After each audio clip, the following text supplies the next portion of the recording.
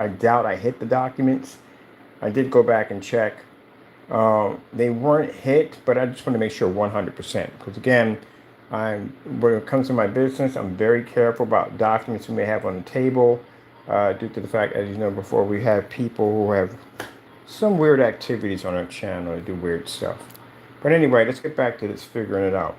So as I said before, first things first, my name is Kenneth Bird. My company is Black Series Edition LLC. Can't use Crystal Age. We're going to be converting Crystal Age into something else. It's part of the Black Series Edition. It's just going to have a different domain name for it because we don't want two websites showing two things at the same time. Anyway, let's get back to this. So, trying to figure out exactly what we need to put here. Because again, the office isn't done yet. It's nowhere near done. Basically, I'm still figuring it out and I'm working on stuff as I'm doing it. We had some PC problems. I had to go in and fix the computers. This is one of the retro gaming PCs that I was putting together to be able for the retro screen, so I had to build that. I'm still working on that project. This is my work computer, which I'm actually going to be redoing at somewhere around next week. Actually, this week coming up, I'm going to be rebuilding that. So I got to get this stuff out of the way, that stuff out of the way, but still, we have to figure out what kind of screens you want to put in here. So these walls in here are wallpaper, as you can see. They have a print design to them.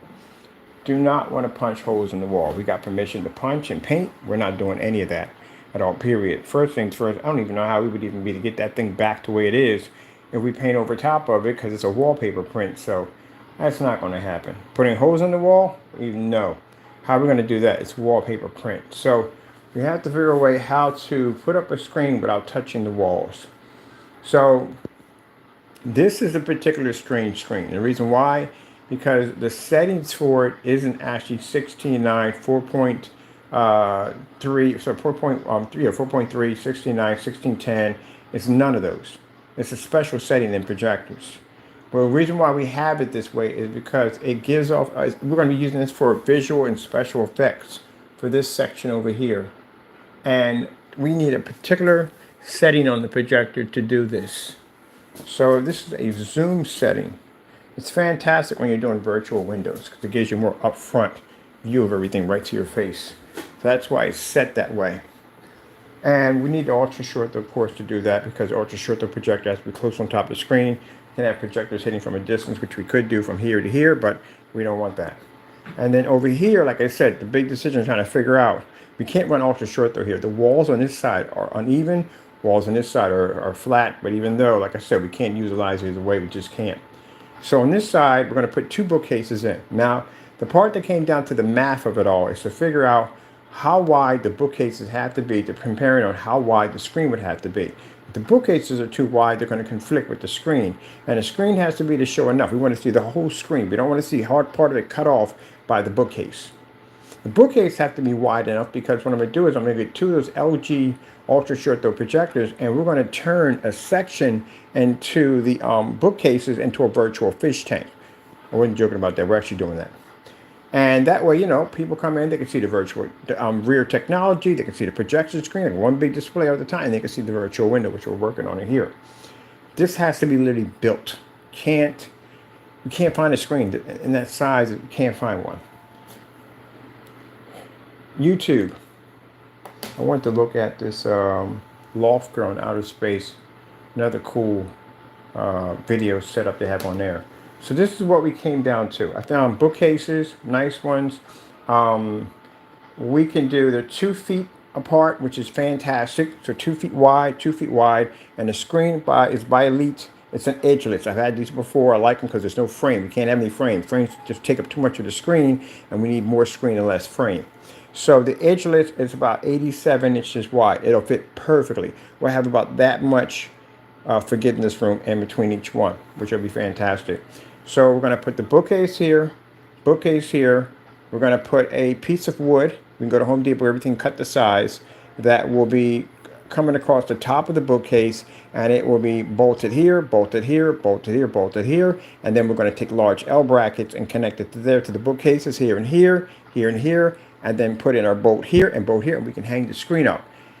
It'll fit directly on top of this case right here, which means it gives it a lot of support. Behind the back of it, because we don't want it to swing back because that piece of board is going to be a little farther from the wall, We're going to take some heavy Velcro, and we're going to take some L brackets, and we're going to build a support system for the back so that way it can't swing back. So that basically solves that problem right there. That's done. And then the Elite screen, I've had this one before.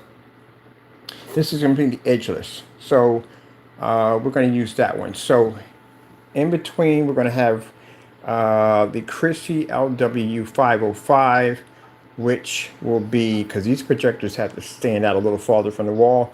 You can't take any room from there. So we need a long throw for this. It's going to sit here. So we can put it up here.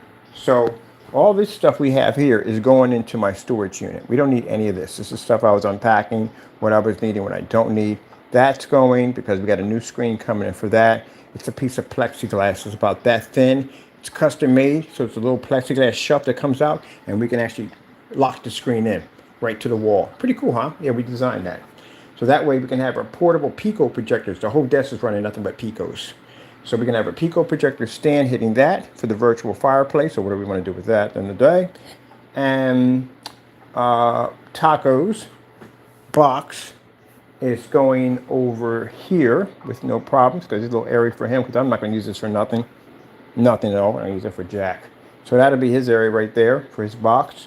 And then let me see. We're going to put a nice bookcase here for this section over here for putting things. A nice file cabinet at the bottom like that. I'm going to get the other one with this one. This one has a nice cabinet system with it for that over there. Now I'm with my papers, documents, everything, need books, whatever, right there. The desk is going to be completely clean. We're not going to be clean. We have the gaming retro PC here. That's going to be converted pretty soon this week. It's going to be over here. The game system, I still play my PS4, so it's still going to be up here. All this stuff is going to be moved someplace else. This section here for the desk hits right there to here. It's going to be one big large screen that's going to be flat to the table. And that's going to run my Dell at 500 lumens, or I might get that ultra short throw and tilt it up and keystone it to the table. And it's going to run a software little box that allows the projector to become manipulating software that allows us to write on the screen, drag and drop whatever we want. So they can come in, they can see the whole desk on display. We're actually going to be selling those screens pretty soon. The tabletop office screens. So pretty soon we're going to be getting a contract with the company. I reached out to them, showed them some of the technology work involving table technology, and they're interested to see what we can do with their products. So they're interested in getting a contract from us. So that's why I said our company is going to blow up, because we develop so many different things. All right, let me get over here. So this screen is interesting, how this one has to be built. Let me get my paperwork here. So you see how it gives that much more better look to it. You do it in 16:9, you do it in 16:10, you don't get that upfront zoom look to it. Like you can see like down the street, looks like it's right up in your face. That's the setting we need to get this to work, this virtual window. Oh, I forgot to add too. When we do build a screen over here, it's gonna have a full halo system attached to it, which means it's gonna have a bar light that's gonna wrap all the way around the entire screen. This one's also gonna have one too on top of it too. We want the halo system on. You know, it's gonna be a bit of an effect. It also shows exactly how we're gonna be advertising the screens when we're on show. On top of that, the floor screen is being expanded. So we're gonna be covering, can't cover too much there because the door opens up there. But we're actually going to bring it back to the wall, all the way up here, and near my desk, under my desk, because under my desk is going to have LED lights and everything. It's a big area under my desk, and I can basically store stuff there near my desk, like my shelf systems down there for my files and all that stuff that I need that would be up here. It's not going to be down there. So that's what we're working on too. But yeah, the whole floor, yeah, this is going to be one big projection screen. Let me see. All right, let me get my paperwork here. So it's an interesting size. As I said before, we can't go and buy this screen. I did look at the measurements to see exactly what I would have to go through. Couldn't find anything, any screen to fit it. So let me see, which one is it?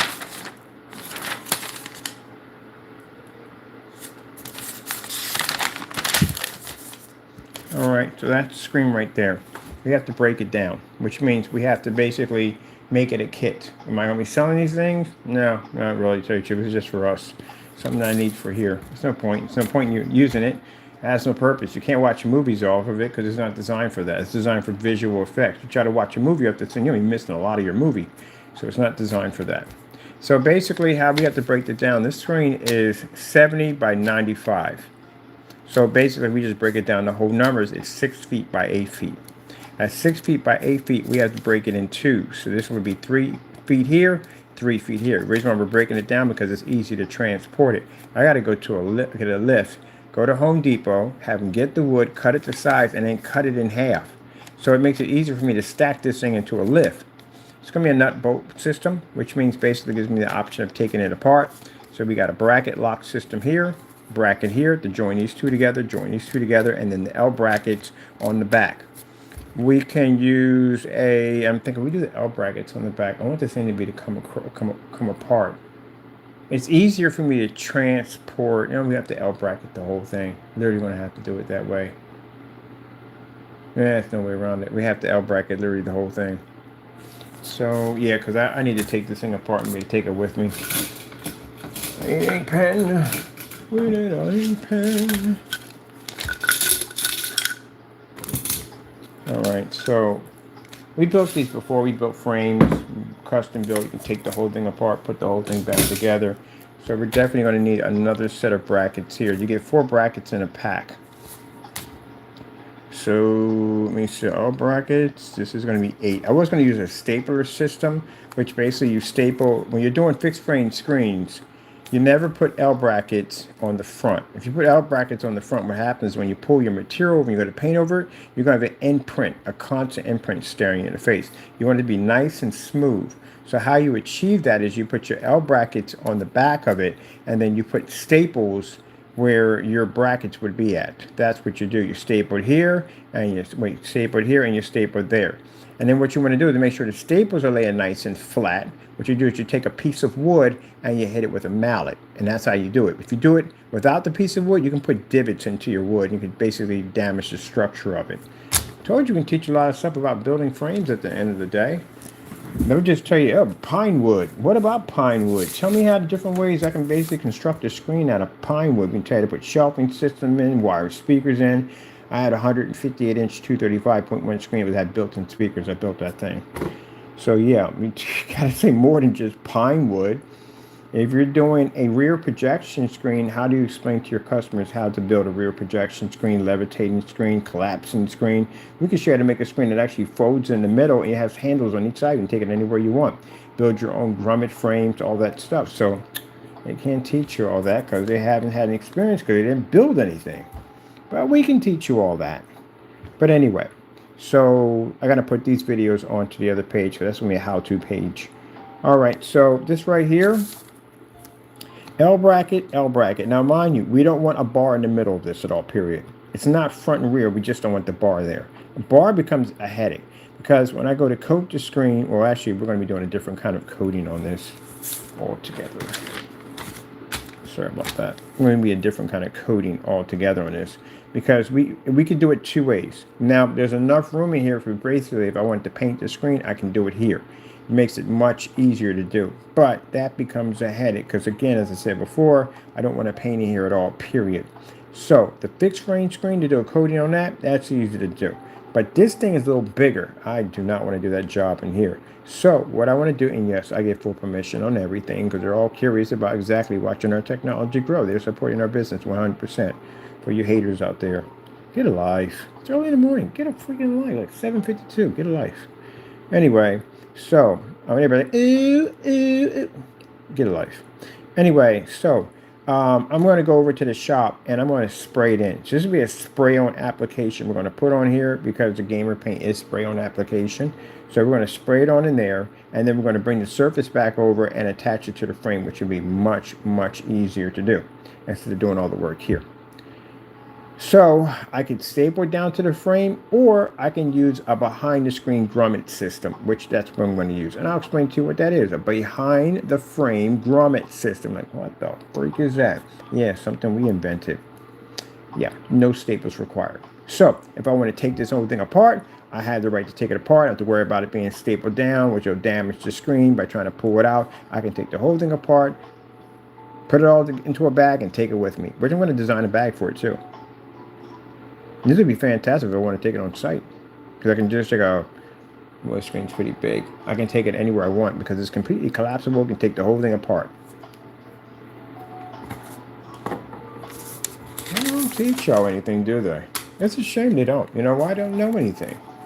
I don't know jack.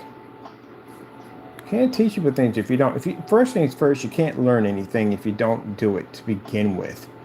You know, it's like if you're watching a person who's a carpenter and they're building all kinds of cool stuff at the end of the day, you know, they've been doing this for years. They have the hasn't done jack, yeah. When you do rear projection screens, I'm waiting for the fact that when they say you put a bar in the middle, how are we putting a bar in the middle of a rear projection screen? You can't have anything in the middle of a rear projection screen because anything that hits is going to basically project onto the bar, any object out. So you have to be to strengthen the frame without having a support bar in the middle. Yeah. Suspension screen. Ask them that one. You know how to build a suspension screen? Probably not going to start with that one. We can show you how to build those. Actually, I have them on the site, on the Christopher site. We have a whole section there showing you how to build stuff. This is what we're going to add on here too. And the levitating screens. Have you seen any levitating screens yet? No? They haven't done those? Okay. Well, the interesting thing about levitating screens, if you don't know what you're doing, you can have a disaster on your hands if you don't. So if this thing snaps from the ceiling and comes down on the corner piece, which it will come down on a corner piece, it'll shatter your screen. So you have to know what you're doing. You have to know exactly what tension fishing line you're going to need to get this thing to hang up. Now, it can't be too thick and it can't be too thin. If it's too thick, they're going to be able to see it.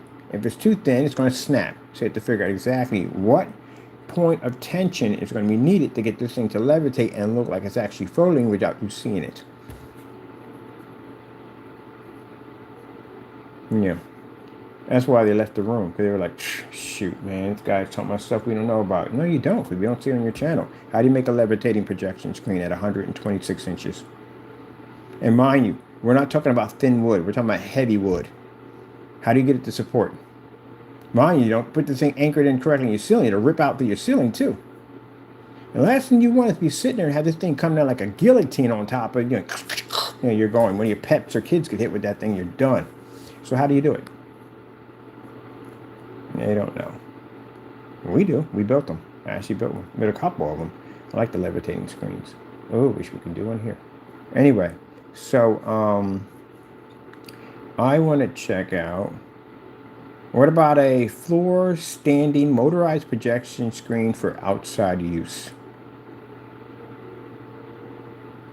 Frameless projection screen? Under the deck projection screen? Which is a funny one too. It's an interesting one. I've seen people build under the deck because it's easy instead of having this big screen sitting there, because I had to walk around this thing every time because the door was right there, and then when I walk at the door, its giant screen was sitting there. I had to figure a way how to hide this thing. Yeah, it's an interesting way how to build those. I would love to see that one done, because again, if you do it wrong, there are some consequences behind that nightmare. And of course, I know about it because I did it already. So that's how I had the experience of knowing what to do and what not to do. That's the thing about it.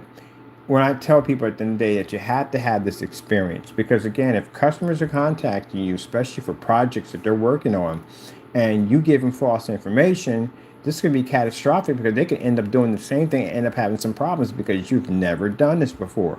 Well, I can talk to my customers and say, well, I wouldn't advise you doing that because we did that one already when we were actually building the screen, and we had to re-scrap and rebuild it again. So this is the proper way you want to do it. So you have to know what you're talking about. Let me see. Bum, bum, bum, bum, bum, bum. Oh, well, no. Yeah, that's what it is. 100 inch.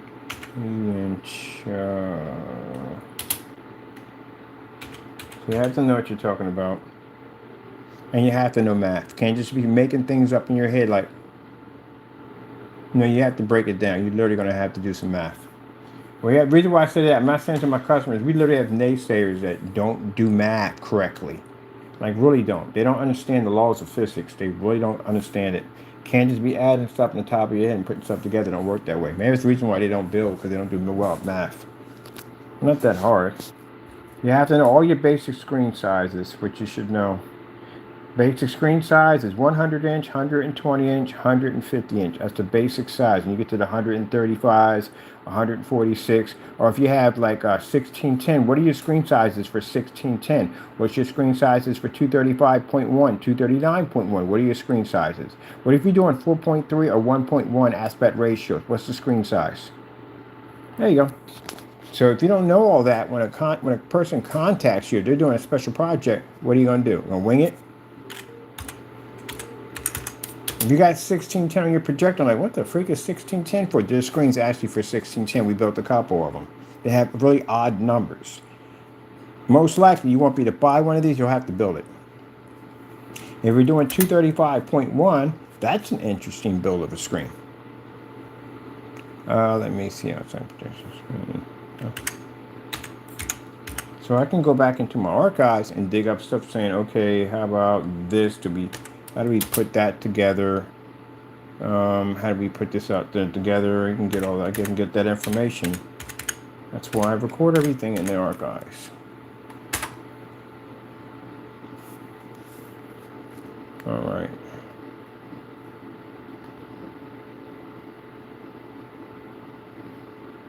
Let me see. Let's see. Custom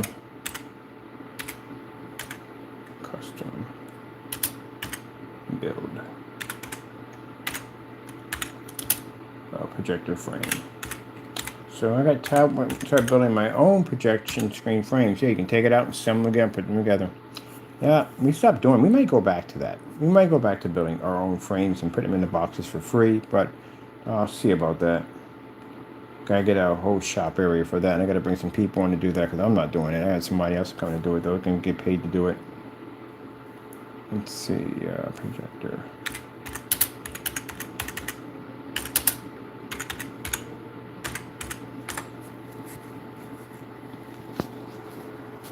Yeah, he built so many frames, it's not even funny.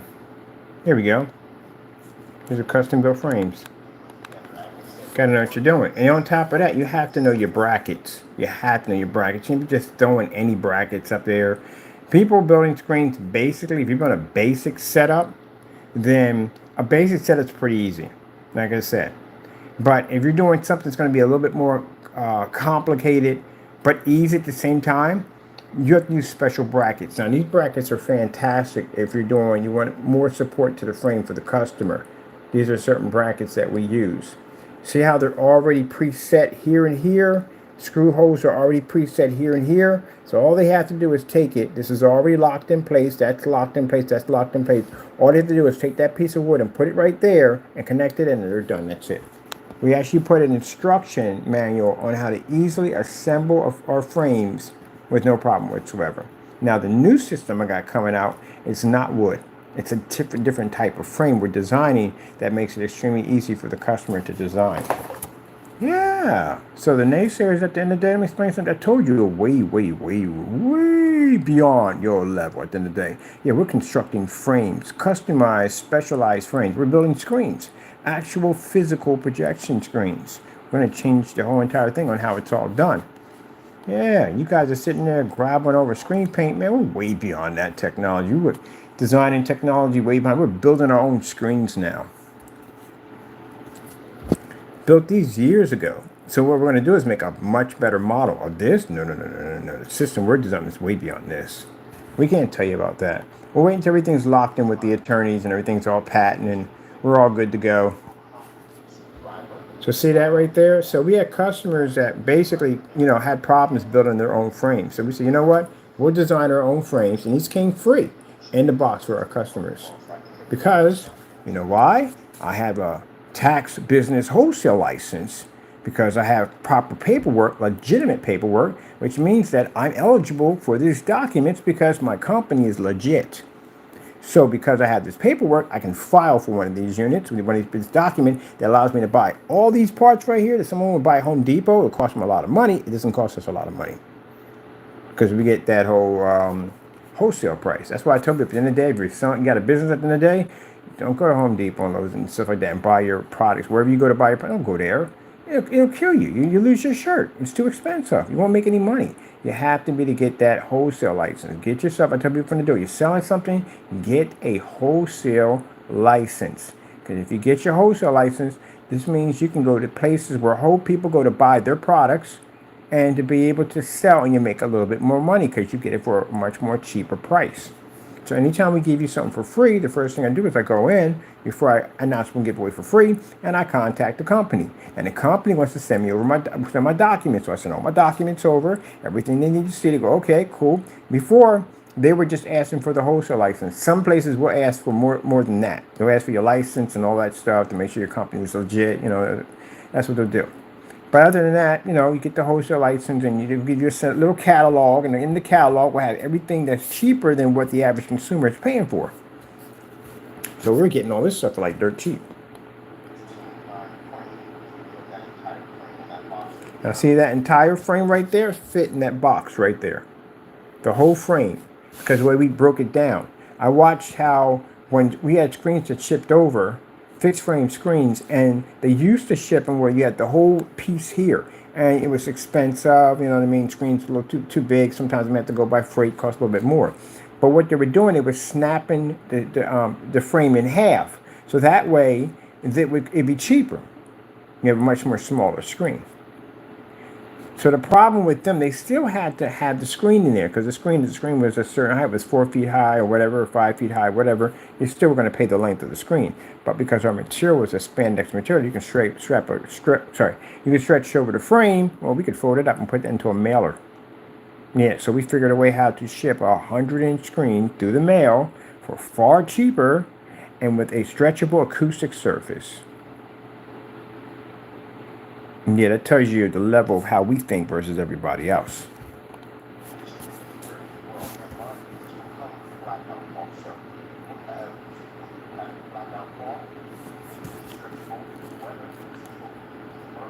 Blackout fall. This is also in 4K ready and weatherproof. Just want to add the frame is not what, but with this kit, sorry about that. With this kit, you will be able to now build the ultimate screen. You don't have to worry about building the frame. This frame comes with the kit. How fantastic! Now the new frames we got coming out, I told you I got a sister her son is an engineer. He's coming on board to develop some pretty cool stuff for us. You already showed us a couple of ideas he has for basically designing these new frames we're going to be building. Yep, I gave him the mounting brackets and everything so you can hang it up. So this took all the guesswork out for the customer, and there's actually one right there at a large this size sitting on my wall.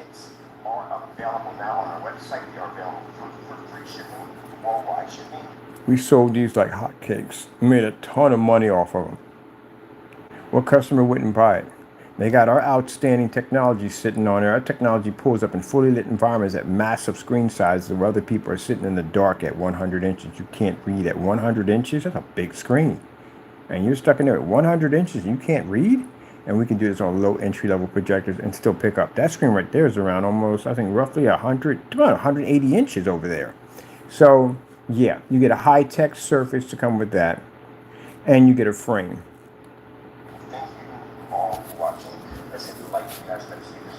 I know what to do.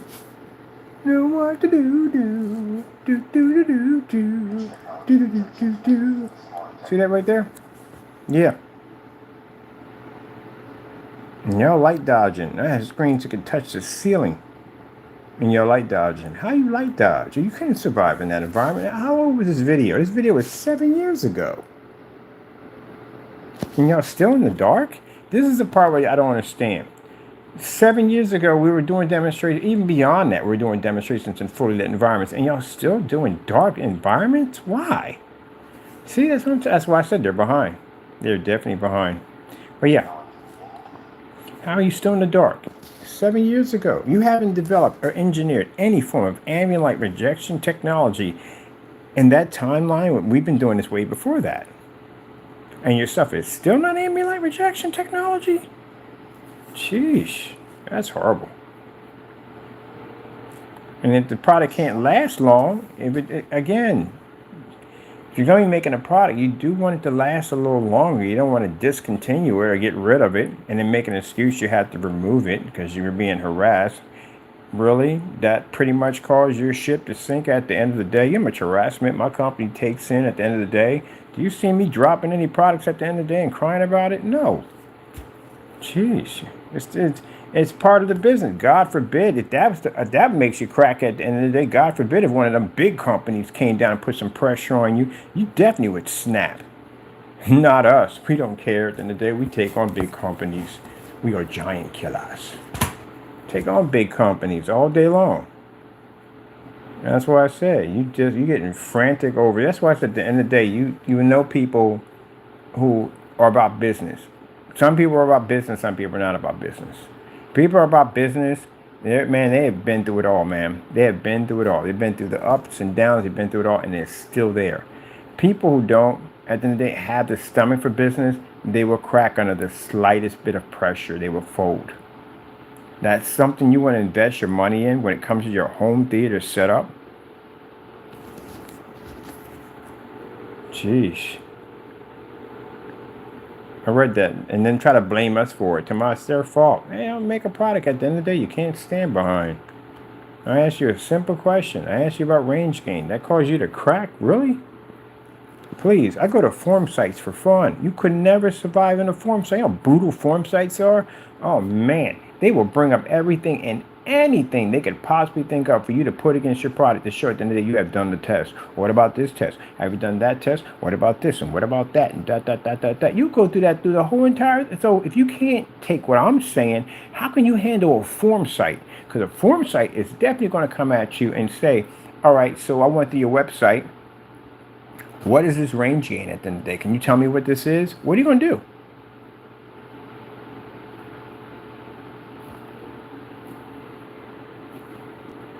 I go to form sites all the time. I put up there, yeah, I have to actually conjure up fun. So I go in and say, yeah, we're the most advanced in ambient light rejection technology. And the room fills up. And they'll say, well, what do you mean you're the most advanced? And we're the most advanced in, I didn't show them the sun technology yet. Then I'll show them some demonstrations. They'll be showing their demonstrations, like their photos and pictures and stuff. And we going back and forth, back and forth, back and forth. And I was like, okay, time to end this game. And I'll show a demonstration of a screen pushing off a ceiling, video demonstration, and then just shuts them down. Don't have any demonstrations of a 180-inch screen producing with a ceiling light in the center of a screen, do you?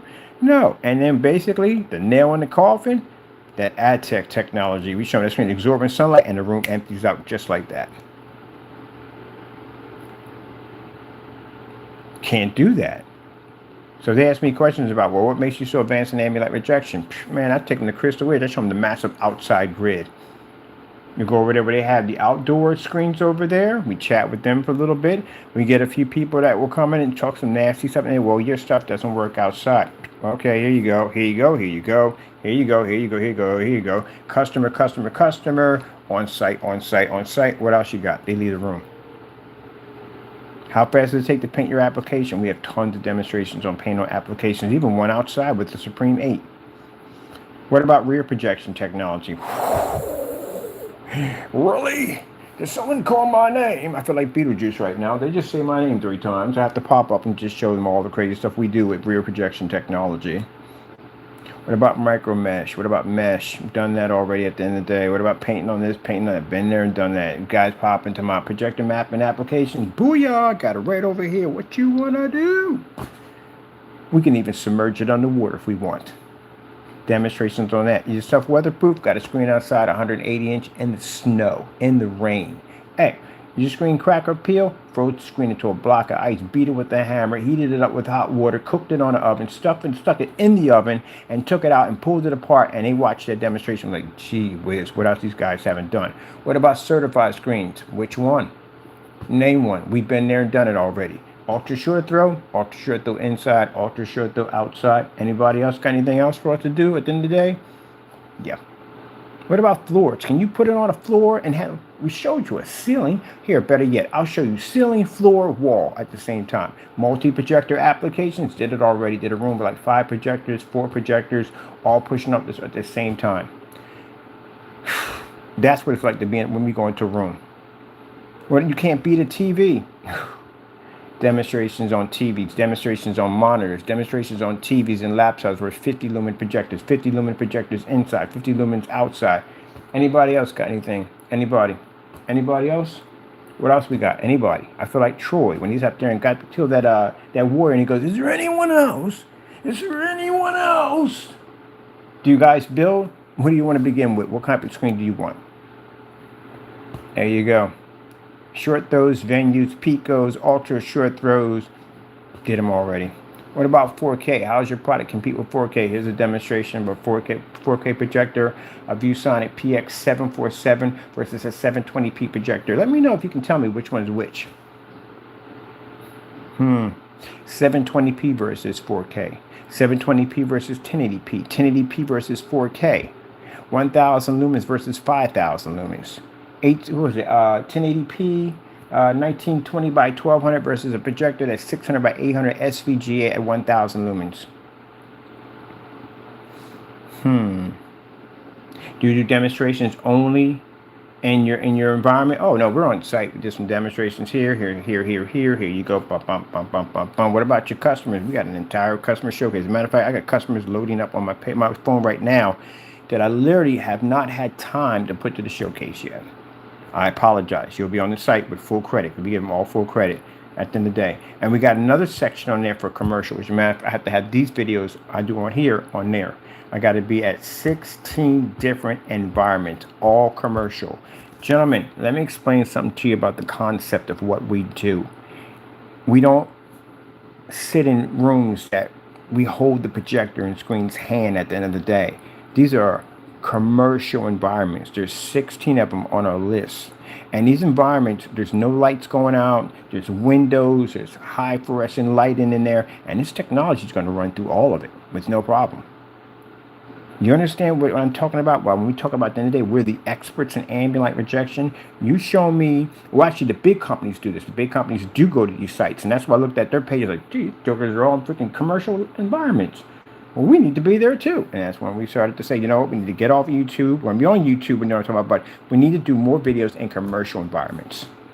So in a commercial environment, you're not going in there and you're turning out no lights. You're not going to turn a commercial environment into a theater room because there's a difference between the two. You have to be able to function in all environments. You can't just say, I'm for home theater only. You can't do that because you're going to lose your shirt in the process. These ultra short throw projectors aren't planning to quit. These things get more advanced and more advanced and more advanced because they want to replace the TV. TVs are extremely expensive. They are very expensive. And the ultra short throw, people who design these machines, that's what they're pushing for. Problem is, they can't do it if they don't have the right screen. So what are you going to do? You're going to sell an ultra short throw projector. It's going to cost you roughly $3,500, maybe $4,000. And they know a white screen's not going to work on it because they don't use those things in their showrooms. No, you'd never touch those. They're not going to go near any gray screen paints. They're not touching that either. So they're going to go near certified screen, a high-tech gunmetal technology. And how much is that screen going to cost you? Oh, whopping $5,000, maybe $3,000 for 100 inches.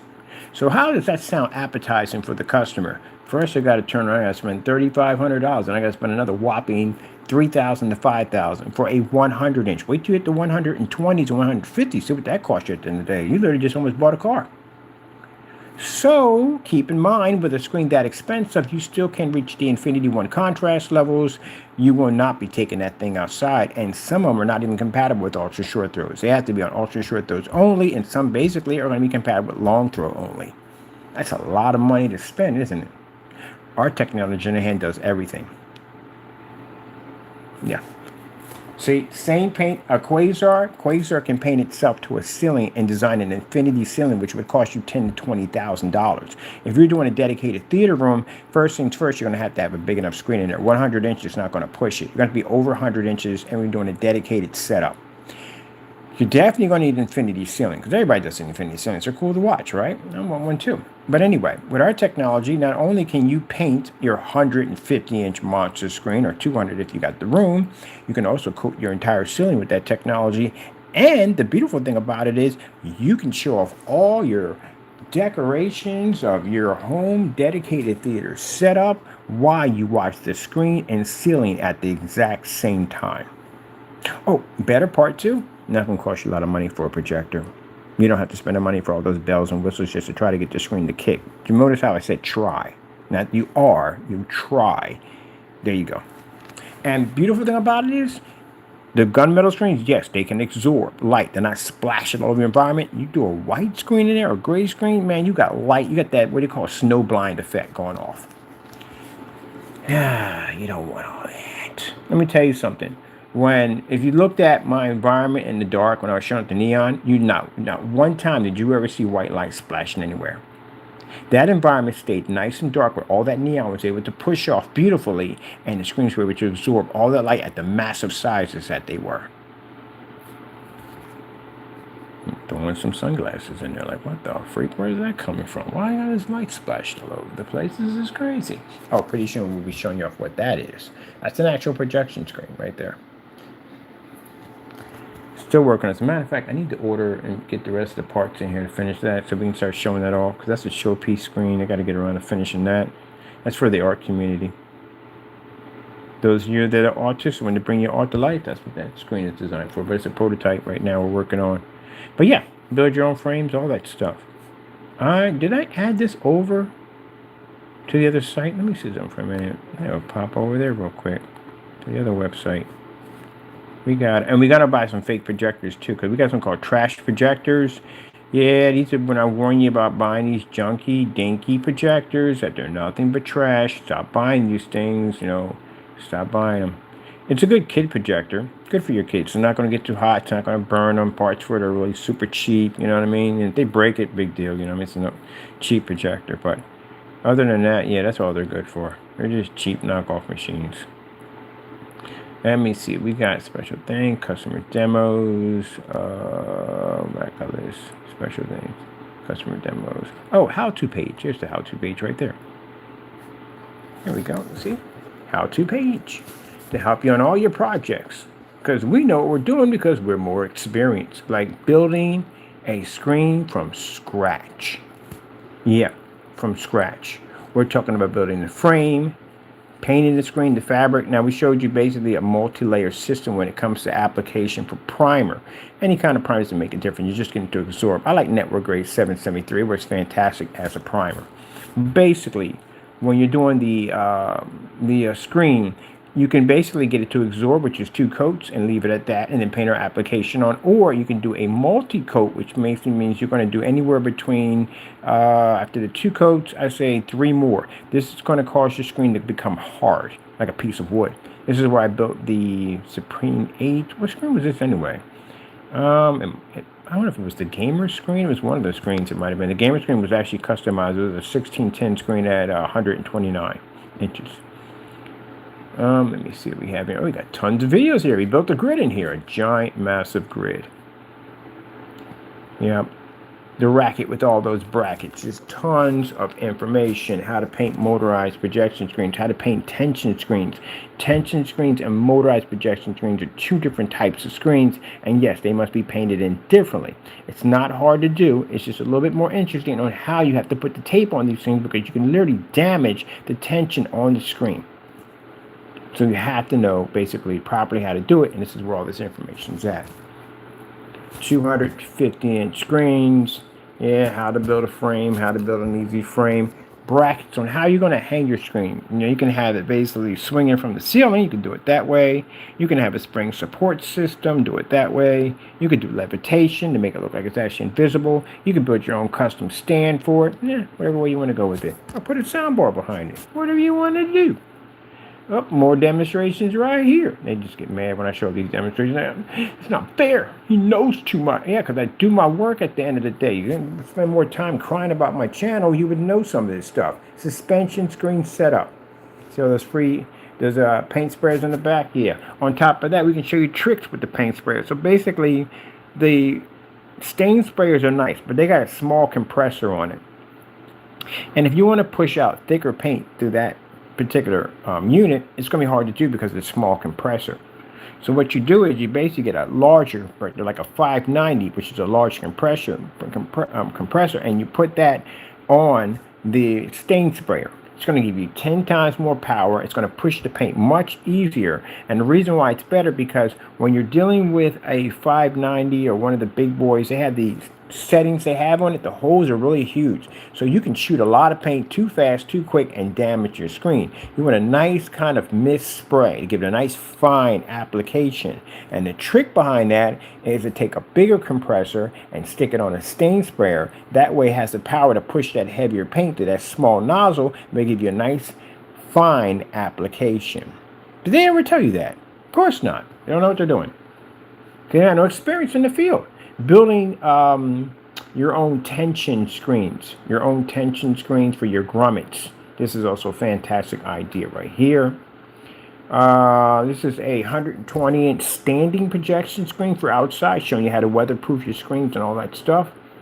And again, I would love to see them. Oh, I got a challenge for outside under the deck projection screen setup. Build it. Because there's a thing about a no-no in there you definitely don't want to do. And I'm not going to tell you what can happen to you if you get it wrong. Oh, you ain't going to the hospital. It's going to be pretty bad. That's all. Oh, here's another one. This is where you build frames that allow you to actually put speakers in. So it's a speaker system for acoustic setups. The outdoor projection screen setup. Should we go there? Yes, we should. Oh, boom. Boom. Now, this is an interesting setup. Naysayers, you might want to come in the room because I'm trying to educate you at the same time. Customers, you can watch it anytime you want, but this is for the naysayers to come and educate them since they think they know so much. You see right there? See why that bucket's there? That bucket is there, so basically it weighs down the screen. Now, why we have them there is basically you drill a hole through here, put a nice washer and bolt system through. If you want to make the screen portable, because some people, you might have some patio furniture, something you want to put out there, and there's giant screens in the way, like, I want to move it, but it's too heavy. Never fill these things up with cement unless you're planning to make it permanent. Throw some bricks, gravel, rocks, sand, whatever in it to it. So what this does is you want to make sure your planks are long. You want to make sure your planks are long from the back all the way to the front. So the screen has balance when it's moving back and forth. Now you can put buckets here and buckets here in the front. I weighed them down the back mostly. And my backyard was like one big wind tunnel. We had wrapped around trees around the back and constant wind pushing through. This was a fantastic way to test screens to make sure they're going to be stabilized.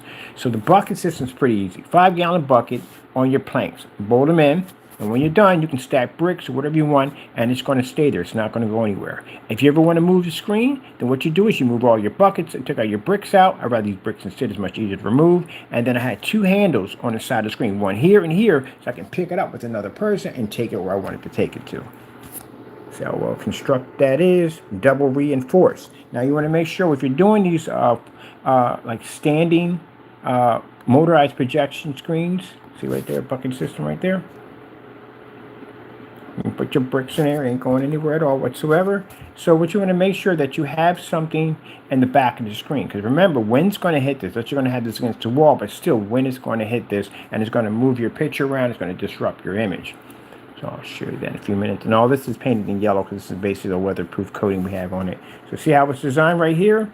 Nice stand right here. The legs at the bottom. But at the top, we have a nice wide frame to the top, and that allows us to be able to mount multiple screens, so we can put a 100-inch, 120, whatever size you want, and it's not going to go anywhere. And the back, you want to make sure you have something there to keep the wind from hitting your screen, especially if it's going to be out in the open. It's going to be a standalone. Yes, and that's how we do it. They say yeah. See, I build screens all day long. Got another one there. I'm building right now. Building. Yeah. But people, at the end of the day, for my customers, at the end of the day, this will help you. This particular page we have here, this page is Crystal Edge. It's going to be converted to a do-it-yourself page, and it's going to be under Black Series technology. But let me know your naysayers real quick. I'm going to bring this to you because some of you are going to court and you're being sued for copyright. So let me explain something to you. Just because we're not using the Crystal Edge, just because we're going to change the logo on it, it's still copyrighted. So you can understand that, okay? So just because we won't have it there and the domain name is going to be changed and it's going to be changed into a site to match up more in sync with the Black Series edition, the copyrights are still legit. So, because I have to tell them this, they do dumb stuff all the time. So if you go touchy, I'll find you in court and I'll sue you. You understand how that works? All right, don't touchy. Don't touchy. Leave it alone, okay? Leave it alone. I didn't say it that way because they do some dumb stuff. 63 times. Yeah, somebody touched those copyrights 63 times. Gee whiz Louise. Anyway, but yeah, no touchy. No touchy. You understand? No touchy. This is how companies end up getting sued for music rights. Because, a couple of them got sued for music rights. They'll figure, hey, they're sitting back having a board meeting like, guy's been dead for a while.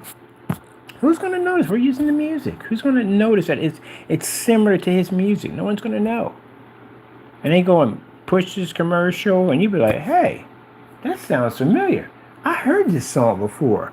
If the consumer is going to pick it up, I'm pretty sure the people who own it are going to pick it up. And sure enough, all of a sudden that music changes. You know why? Because people who own the rights to it, which means the descendants of the person who made the song, the copyright or trademark is still legit. It's still running.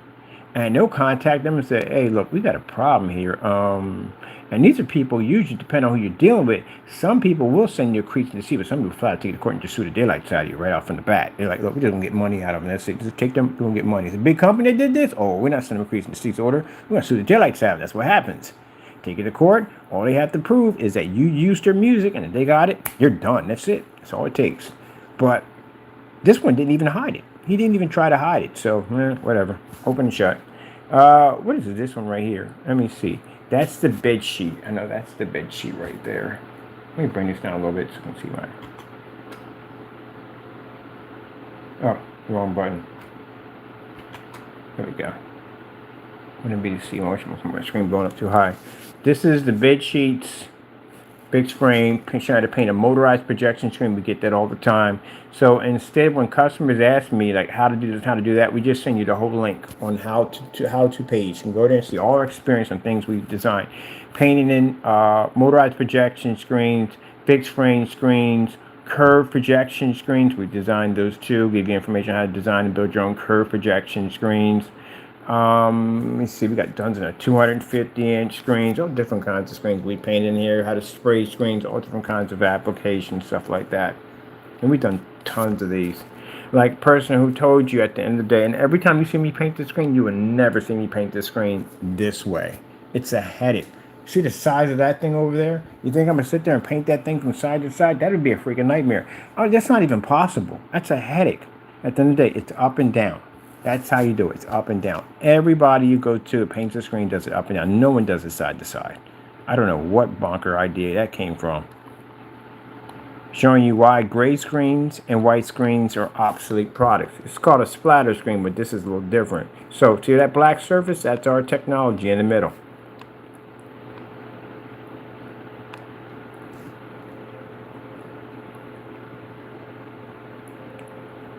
And guess whose gray paint is that? Hell yeah, you know whose. Yep, that's his product right there. Next to a white screen, next to our technology. There your product over, and that's a white screen right there. Yep, we test your stuff. If you notice, you got mad over time. Oh, you didn't do a demonstration right. Why? I had you in a fully lit environment. That's where you're supposed to be at. You challenged the screen that a company that specializes in ambient light projection technology. Where do you think we're gonna stick you at, in the dark?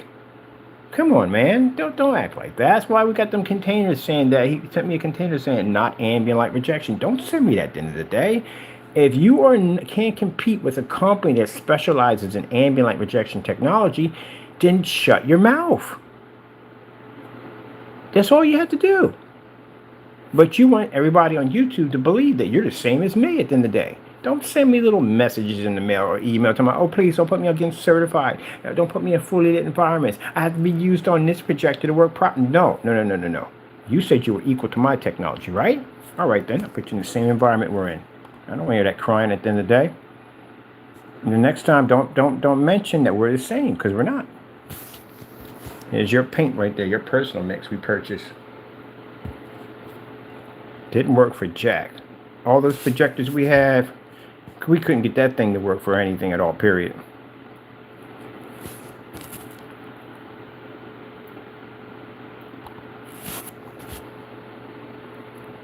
Yeah, what happened to your paint, man? Didn't work for jack at all.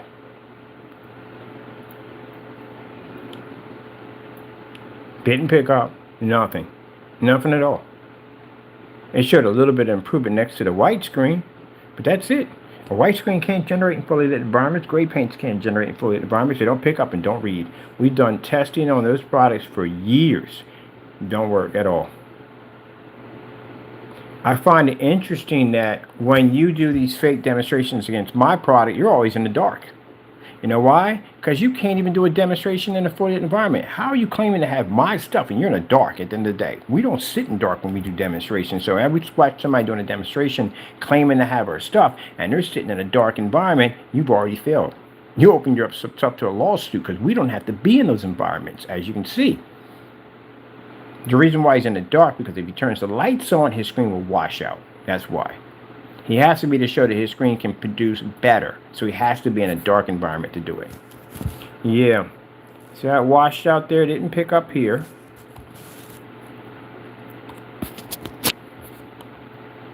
It only picks up on our stuff.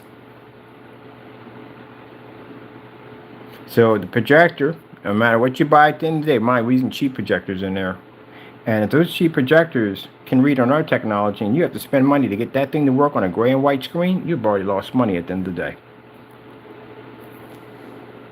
Huge, massive difference. That was Supreme 7. So a Supreme 7, which is a low grade screen paint now to our technology, can do this to a gray and white screen. How in the world are you going to stand against Quasar technology, FLE technology? AdTech. Yeah. Yep. These are the demonstrations we're going to be doing on site. One part of the screen is going to be gray, one part's going to be white, and we're going to have our technology painted in the middle. That's why they stick you in darker environments, people. I've been telling y'all that for years. You got to watch out. Oh, by the way, I'm making this a challenge. We got to make this one a challenge. We have to. I mean, come on. We'd be crazy not to. We got another splatter screen. Hey, look up splatter screens. We had a bunch of those in here, too. They'll get on camera, stick you in a dark environment, and go, oh no, you're picking up contrast and color. You're not seeing jack at the end of the day. You're getting ripped off. That's literally how much of your picture quality you lose on a white screen. That's how much you lose on a gray screen.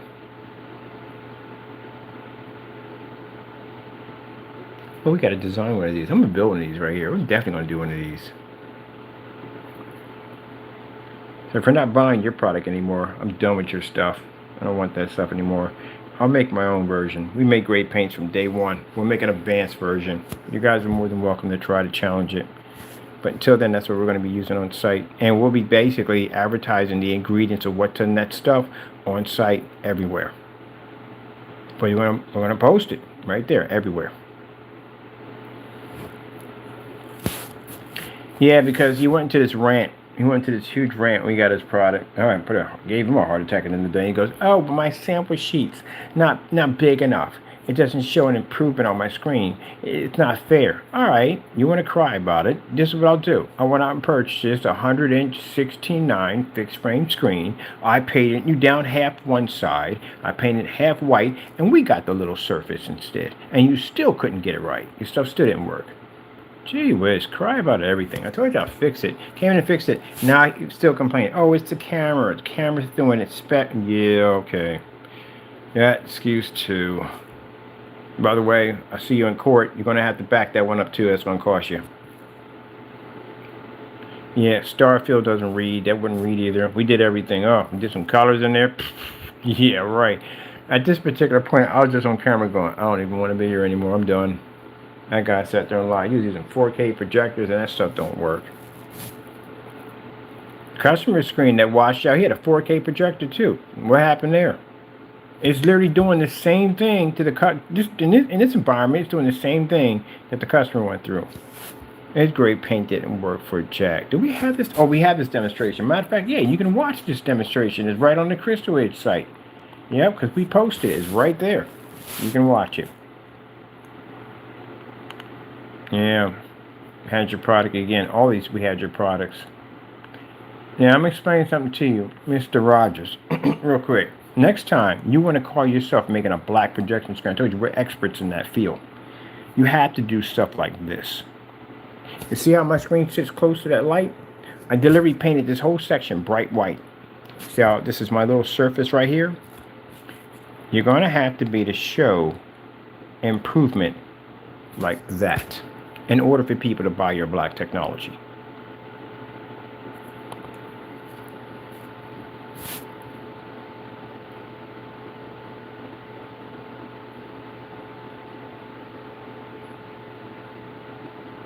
This is why your product didn't last long. That's why you had to remove it off your site. I can go to any forum site, any place I want, online, with any black technology we develop, and I can back it 100%. Problem is that you can't back your product, and that's why your product went under.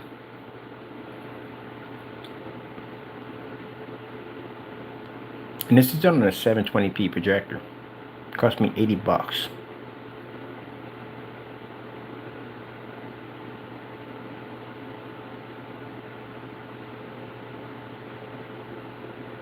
I think I'm gonna turn this into a short. New challenge. You know, we can give so many challenges a day. I can give you a challenge right now. If I didn't have things to do today, I could literally sit here and go through my machine, take my phone, put it up here like this, and record this because it's my video anyway. I made it right here, and basically put it under a short and put it under YouTube and put it for a challenge. This is gonna be a challenge for today. We gotta put this one on here. Come on, that's impressive.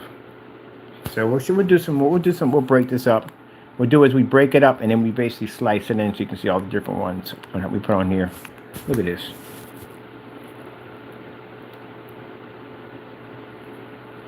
If your product is good, it will basically last the test of time. Do you understand? When I'm trying to explain to people who make these products, I've given this speech multiple times. It's nothing new.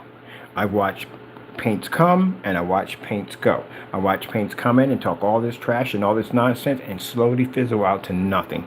I've watched it. You want to be able to make a good product, a black screen paint technology, which is a most demanding product it has to have the most tests of any other screen. It's a black screen. It's unheard of.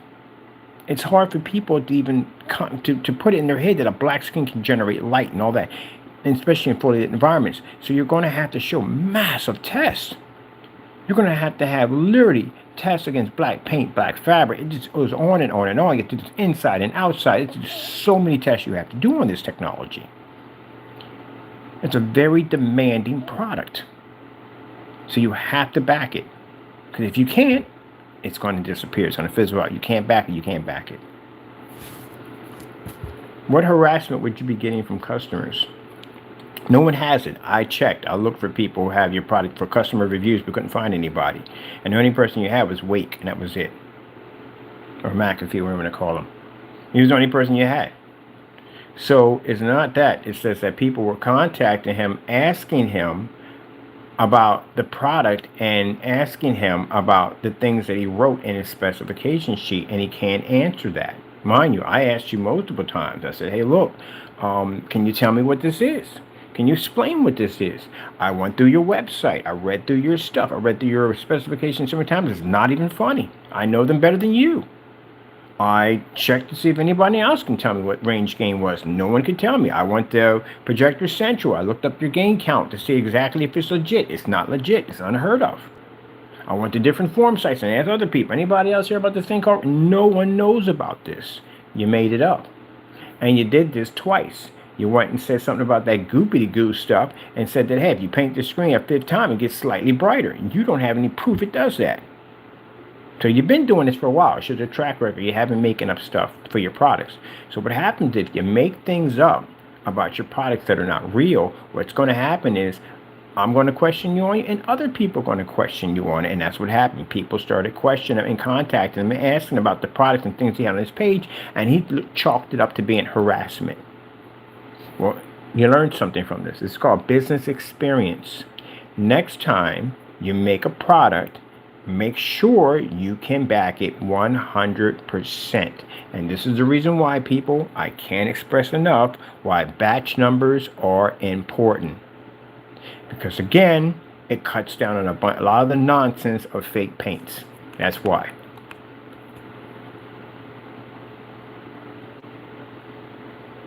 And that's why the batch numbers are important. Anyone who's going to argue with you about a batch number, take your money elsewhere.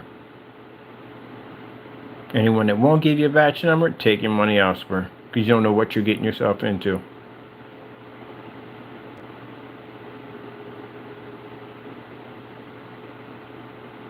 Man, that's going to look okay. And these are our older paints. These are, yes, they're not FOEs. Imagine what that's going to look like over there. You see what the gamers look like. The gamer looks beast. The beast of the gamer. The gamer looks like a beast. It's a beast, baby. Beast. I can run this in commercial environments. Easy. Because I've been doing testing like this, throwing my screens up in the light. We aren't holding the screens here. We're having a dark environment, none of that nonsense. I literally painted this section ultra bright white so we can basically get more light to at the screen.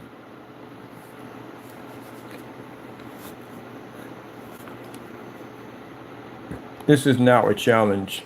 I got to leave. I'm going to go record this on a pre-recording for YouTube for a short, convert it to a short, and we're going to make this a challenge. I expect this done by today. For you naysayers out there, get to work. Oh, you're going to get a bunch of them.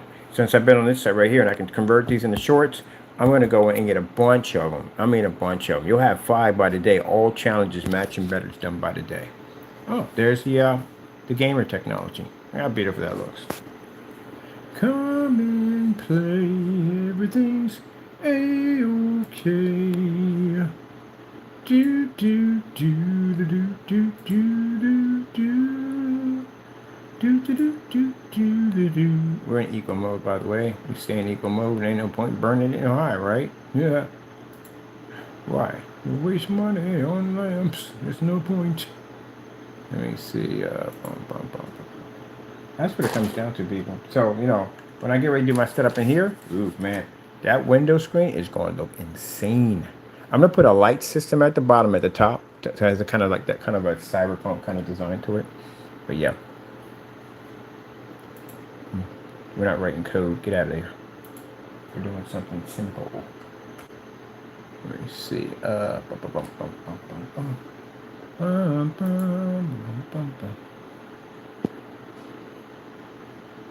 Now this is a 2700 lumen projector, which I'm going to have on site. I'm going to be replacing this soon with the Chrissy LW505, which is a 5000 monster. We've never hit these screens with 5000 lumens. We never hit them with the full 1080p. Watch your thing blow up. This thing's going to look insane. You think it looks crazy here? Chrissy projectors are like no other. That's why I love them. They're like no other. Get the tissues ready. The drilling will begin. And this is where anyone sits there and say, well, you use what? Go ahead and say that. Make a statement like that on YouTube about my company. You're only using 5,000 lumens to produce white light. I will drag you in court over that. Go ahead and do it. Somebody already is getting their geese or their goose cooked over that nonsense. Got on camera and sat there and made some false statement about my company saying, oh, we only use this 5,000. I don't care if you delete the video. We got 6 copies of that video right there on that flash drive sitting over there, showing you making that statement over and over again. We got it zoomed down to that one part when you said it, I use 5,000 projectors. I'll do that in a courtroom at 50 lumens. Why are you going to pay me, buddy, for that one? $80,000 lawsuit. Yep, for making a false statement about my company, making claims that we're using high-powered projectors to manipulate the consumers and basically produce brighter images by using more high-powered machines. If that's the case, how come none of them filed a lawsuit against me, claiming that I was doing this? Yeah, because you'd have lost your shirt in that courtroom. You'd have got embarrassed.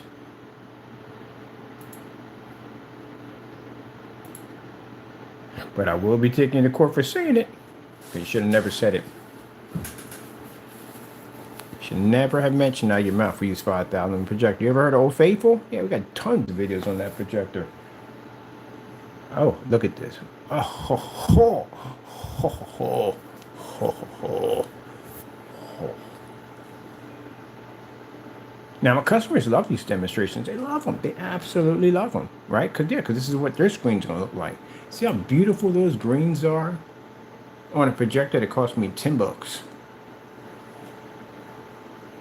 And people make screen paint products and projection screens. You're on these high-powered, expensive machines. Oh.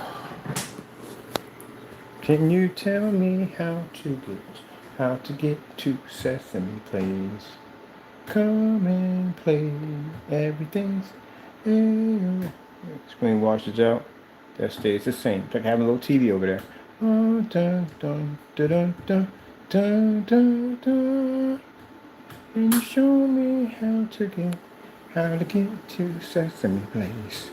See that? Or Sesame Street. It's Sesame Street, right? See that, gentlemen? See that? That's how you develop ambient light projection technology. It's not living room. It's not a home. This is an office building. This is commercial lighting.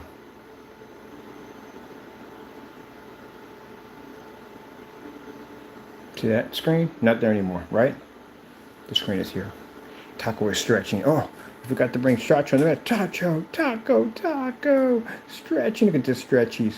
Look at this. And did he damage the floor? No, you can't damage the screen. The coating we have on here is designed to take abuse because we designed it in the other house. That's why we had it in the middle of the floor, because I just walked over top of it 100 times. I had to go past that screen every single time I had to walk into a room.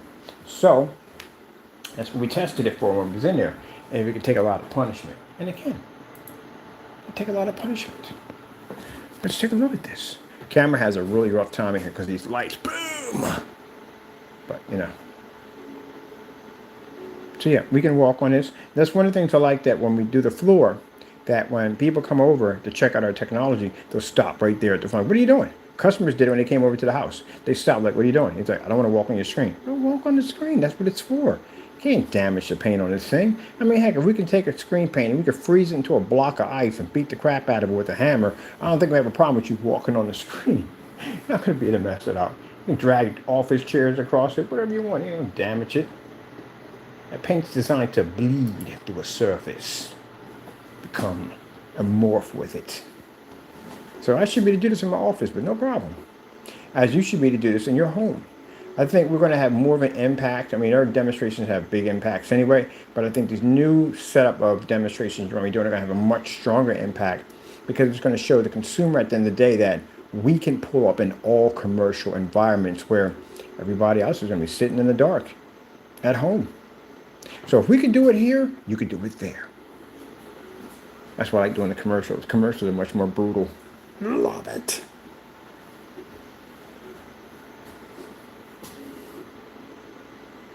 Now, mind you, as I said before, this is going to be an interesting couple of years. Going to have a very nice legal team attached to our company. And if I find out that people want to copycat it, that we show a strong force, we're going to do the people who basically tamper with our products and make false accusations on our products to these 5 individuals, or what they're going to go through. And if you haven't learned from that nightmare what they're about to go through, and you want to do that nonsense in the day, well, we'll see you in court. That's all to it. Simple and plain. You sit there and say we require 5,000 lumens, videos are fake, false demonstrations, mixing our products with things they're not supposed to be mixed with, not having our products and making false accusations, you will not receive one crease or deceased letter from me ever. Straight to court. That's it. That's what we're going to bring in, lock and barrel. Because we can show the judge that we've had a history from these 5 individuals of individuals that have attacked our business, so that we don't need to have those anymore. No warning whatsoever. You just get hit and bring it into court. And why are you going to get mad about it? You can't get mad about it. That's why I said the Karen call. You know the difference between right and wrong. So don't do it. That's all to it. And if you buy the product, you don't like it, it's not to your liking, and that's you, that's your personal opinion. I don't care about that. I support that. I support freedom of speech. Knock yourself out. It's not to you. But if you make statements about that product that's not true, I'll see you in court. That's all to it. Simple and plain. It's not hard to understand that one. It's very easy. Except for the difference is, I'm not going to basically send you any cease and desist order. I'm just going to take you into court and sue you. Because you should have known better. I don't have time to be sending some document out from an attorney telling you not to do something that you should have known not to do to begin with. It's going to take you to court and hit you right from there. And the only people that are going to be bothered by this are people that are out committing crimes. Anybody else is not going to be bothered by that because they have no intention of doing anything stupid. Their intention is to buy the product, get something better for their projector, get what they paid for, be able to use their screen in a fully lit environment as we advertise. That's what they're interested in. But for the other part, that your intentions are trying to disrupt my business, you're just going to find yourself in front of a judge. That's all. Trying to prove some lie that you made on YouTube that you can't do. Oh, and by the way, so you notice right from the door, there's no plea deals at all. So we're going to hit you with max of everything. Yeah, you just know. We should know better. We're adults at the end of the day. I think we all know, right? We all know. I love this screen. I love it. This is the gamer paint. I freaking love it. I think I'm going to cry.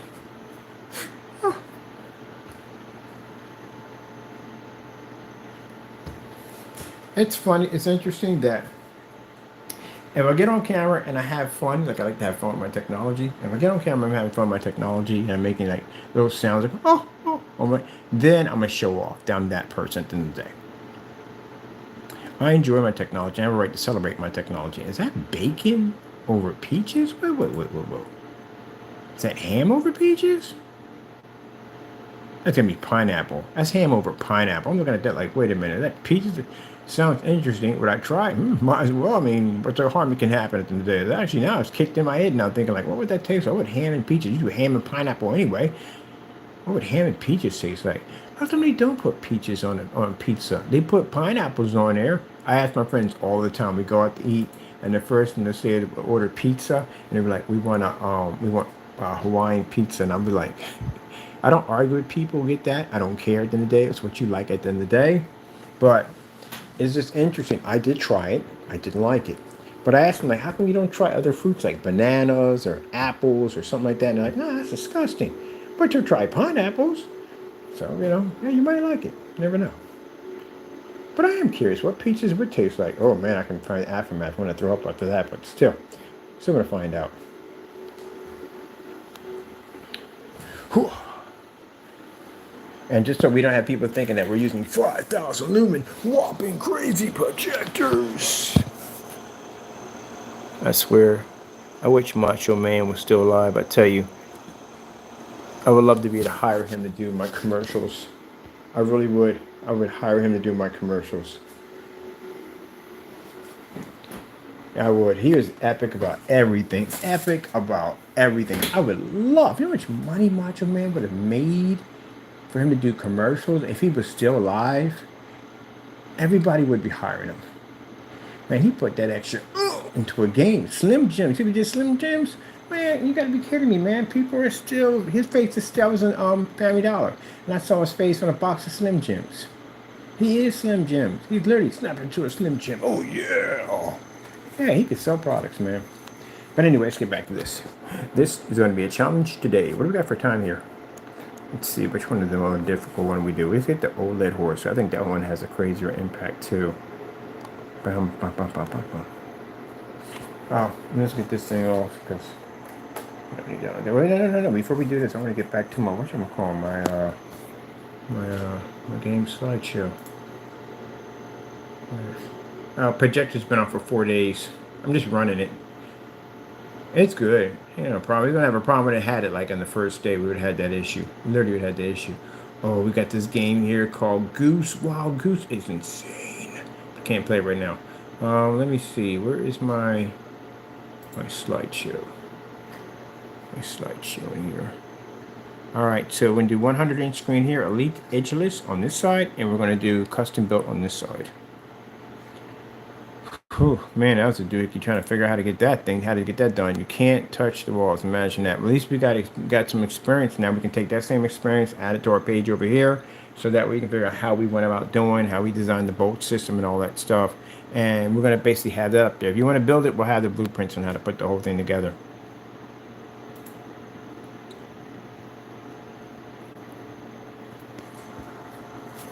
All right, let me see. Definitely going to turn that into a challenge today. We got a lot we can do in here. We got a lot of stuff we can put up here for challenges, but I like that one right there. I want to do that one right there. Oh, that's the one with Mr. Mannequin for dedicated theater rooms. Yep. Shows you all the light that splashes into your face on a gray and white screen. So let me see. Oh, fixed frame screens. I do this from scratch right from the door. Styrofoam projection screen. And the other person sat there and said, what wouldn't go about making this is why I said, educate yourself before you open up your mouth about me. He said, who would make a styrofoam projection screen? Who would do that? Oh, stupid idiots at the end of the day. You don't do nothing productive with your time. At the end of the day, but just talk trash. Who would do a styrofoam projection screen? You're thinking about the styrofoam that comes in boxes that you get when you buy packages. We're talking about insulation styrofoam, which is a little different. They use it for basically, some people use it for muffling sound in sound studios, or they use it in garage padding for doors and stuff like that. That's insulation. You're talking about the other one. Basically looks like an English muffin. You know, if you go at that thing with the paint, with the aerosol can, it melts. Yeah, I learned that the hard way when I was a kid. I actually built it. I was a big fan of Battlestar Galactica. And I built this huge mothership all out of styrofoam. And I was going to paint it black with spray paint. Yeah, I figured that one out the hard way. Projection screen is made out of styrofoam. So it's about... We down there and sat there and said, oh, who would make a screen out of styrofoam? You watch any of my video demonstrations, have you? You seen that? That's a styrofoam projection screen right there. And guess what? It's not even sitting on a floor. There you go. That's all made out of styrofoam. You know why? Styrofoam is cheap. Very, very cheap. And that's actually multiple screens. There's a slab here, a slab here, a slab here, a slab here. There's multiple screens all sectioned together. So customers who saw this, they started making screens out of styrofoam. It's cheap.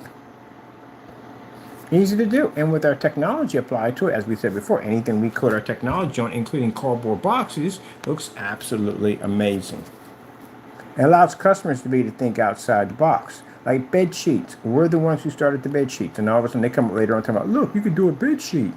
And the lights will be only available in quart size for paying $100 So yeah, go to Home Depot, you buy the styrofoam, it's cheap, and basically we got it up there with Velcro, that's it. There's no putty in between, nothing, just paint over and be done. Come out with a 2-quart container next.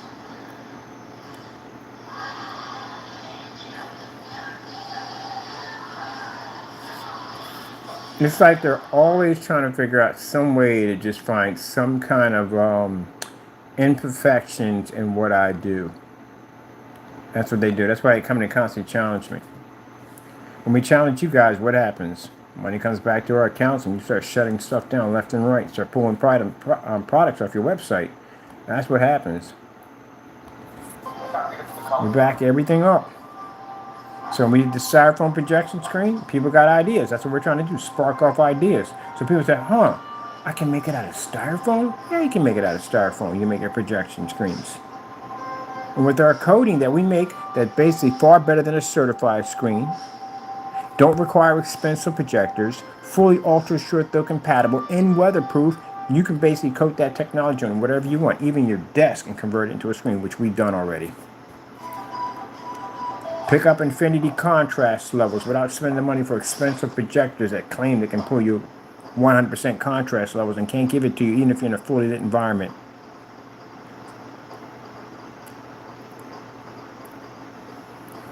The object is to allow customers to think outside the box. Not sit there and tell them that the best way you're going to get a home theater set up is you have to spend the money for an expensive screen. Let me tell you something. I wouldn't be spending $184 for an Elite Edge screen if I basically at the end of the day could paint that thing to a wall, which would make it far easier to do. But we can't do it because of the wallpaper and all that stuff, and I'm not dealing with all that. Even though I can get permission to do it, I'm not doing it. It's just too much. We could do a styrofoam screen. There's a problem behind that. It has to be Velcro to the wall. So if you're Velcroing to the wall, if we peel it off, there's a good chance that wallpaper can come with it. Can't do that. It can't touch the wall at all.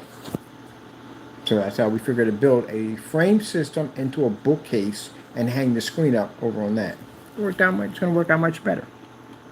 But you got to know what you're talking about. Got to have that experience in there. Especially that experience for building. You have to have. You can't just give customers false information. This is at 720p. So my projector body is XGA. 720p projector. 720p projector is doing that.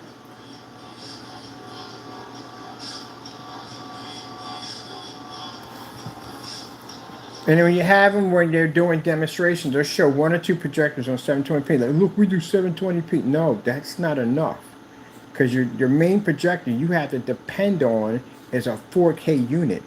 This is why we gave them a challenge to swap out their projector for 1 solid year, and they had to show contrast demonstrations, color demonstrations, and fully lit environments. Our projector in that contest sat back 18 feet from a screen, and that screen sat in a bay of windows. Did they ever do it? No, they didn't do it.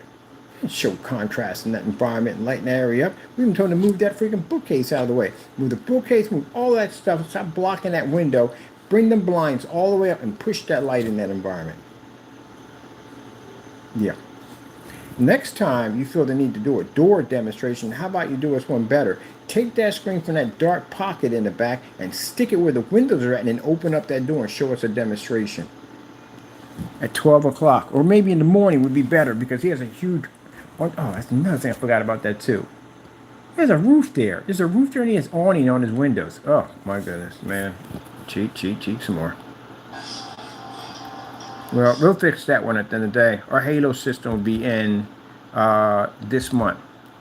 Our Halo system has a challenge sitting on top of it for you to build the Halo system. We'll put the blueprints, how to put it together, and put it around your screen and show demonstrations in a fully lit environment while you're doing it. Oh, I'm sorry. We're not doing that kind of environment anymore. Commercial. You're going to match us this time around. You have to be in all commercial environments. We got that one challenge out. Commercial environment. On a $10 projector. You can find an old $10 projector. They're easy to find. Because you know what that does? It strips away the crutch for 4K. It strips away the crutch of having high lumen. It strips away all of that. Gotta go basic. Basic. No, you can't do basic. It's too much. He's asking too much. Why is he asking too much? Because you should. My goodness, why are you not challenging yourselves at the end of the day? Challenge yourself. You gotta challenge. Challenge yourself. Challenge yourself. If not, someone, a better opponent's gonna come in and crush your stuff. It's kind of like better opponent. You got a boxer, right? And you give the boxer all fighters that are basically way below him. He can easily beat the crap out of them. Easy. He's going to win all those fights. They usually do this for boxers to try to base, or anybody in the fighting style, they try to build up their confidence. And then they bit by bit ease them into people that are going to be a little bit more advanced, so they can fight better. Now, where I was trained, on the other hand, I didn't get that opportunity. I fought people that were way higher than my belt, and they beat the crap out of me every single day. So if I was a white belt, I was fighting a yellow belt. If I was a yellow belt, I was fighting a blue. If I was a blue, I was fighting a brown. If I was a brown, I was fighting a black belt. I was never fighting anybody my same rank. And I was like, why the freak I'm coming to class? I get the crap kicked out of me every freaking day. And then when I went in the tournament and I got a chance to fight somebody my own rank, I walked right through them. That's why I was trained that way. So if you basically design your screen paints in a way where basically you are cutting corners and you're babying your screen, it's not going to survive when it comes to the more heavier demonstrations that need to be done, the ones that are most important. You understand what you mean? You're weakening your product. That's what you're doing to it.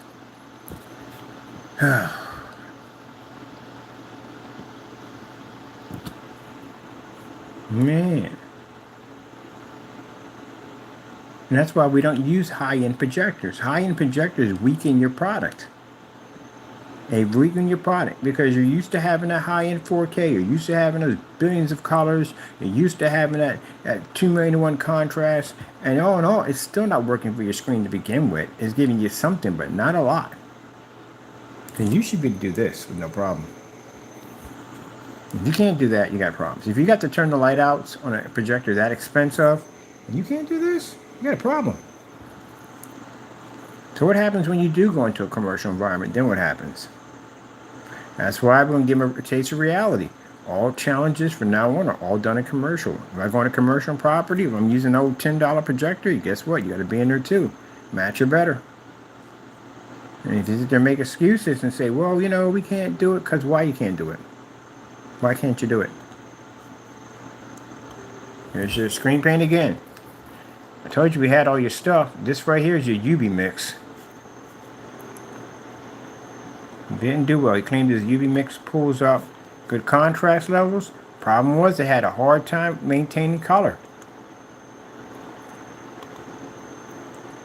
He said that your UV mix turned my product so dark you couldn't see it. This is a commercial environment.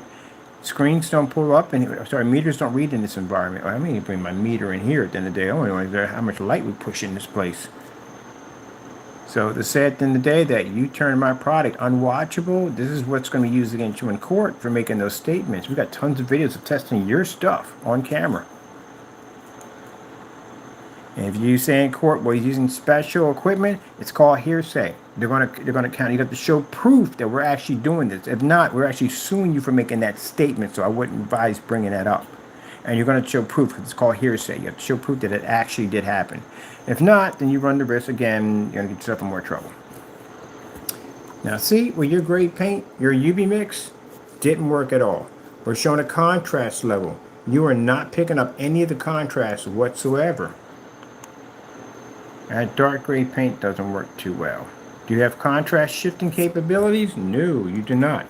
So what I did is I went in and I basically made a dark gray product, and also too got a primer from Home Depot, and it did the exact same thing his product did, which basically clarified that his product was nothing more than just store-bought paint. As a matter of fact, if you look at the wood we have in here, the doorway, it's all covered in gray primer. It matched his screen. All this matched his screen perfectly. So his screen was nothing more than gray primer. And did you bring up the star fills? You claimed to pull up these amazing contrast levels. No, you didn't read any of them. No, you didn't pick it up. Your product does not work at all.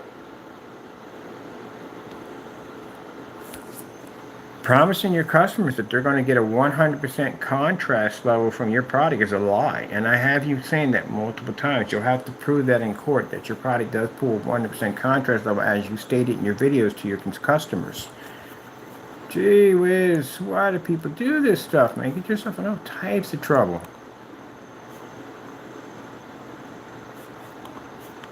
Yeah.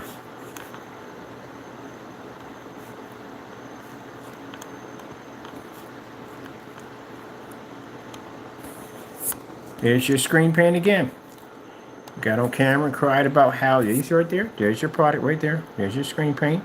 So this whole large screen right here is painted with the 2.0. And this is his product right here. Now that is the Digital 1 crystal screen paint. Sorry, it's not the 2.0. 2.0 is a little different. That's the Digital 1 screen paint we used to make back in the day. It's a huge, massive surface. We have our black technology here, which is a 21 Phantom. Yeah, someone claimed to have one of these. Said it was so dark the screen couldn't pick up, but yet we can actually beat a white projection screen on this technology with no problem. And, oh, sorry, gray. But on his product, which was a gray screen and wasn't black, this again, this is why I said, today, gentlemen, we've literally done so much testing ourselves. Your screen came up gray. Your screen came up the exact same color as this. So how would it be possible that you were able to turn a Phantom unwatchable? Yeah. There's so much evidence we have on basically want to use against you in court. It's not even funny. So how would it be possible? That means that screen would come up as dark as it showed in your video, right? That was the case, right? And your screen technically wasn't black, it was gray. You definitely want to get, when we get before a judge, try to explain to a judge how the video we're watching, the one you deleted off your account that we have now, that screen is gray. That screen is black. Try to tell him that it's black. He's going to tell you, everyone in the courtroom is going to tell you that the screen is gray. So you can't get around that. So if it's gray, this is also gray, right? This is also a Phantom. So how would it be possible that your product, coming up gray, would be able to turn that dark and unwatchable? Unless there was black paint in the container and our label was sitting on top of it. And therefore, this is why you're being sued for millions of dollars for committing fraud against my company. Don't think we don't have the evidence to prosecute you. We have plenty of evidence. Because we tested our products. That's how we know they work. The Phantom screens, we can actually draw into the screen with black paint. Now, the demonstration showing us drawing into the screen with black paint shows the same exact example of what you showed that product doing. Coming up too dark. If it was black paint. Which means you had black paint in the container and you used their label to slander my company. That's a $5 million lawsuit you got yourself into. And yeah, I'm going to sue you for that much money. Because you went on YouTube and you broadcasted it.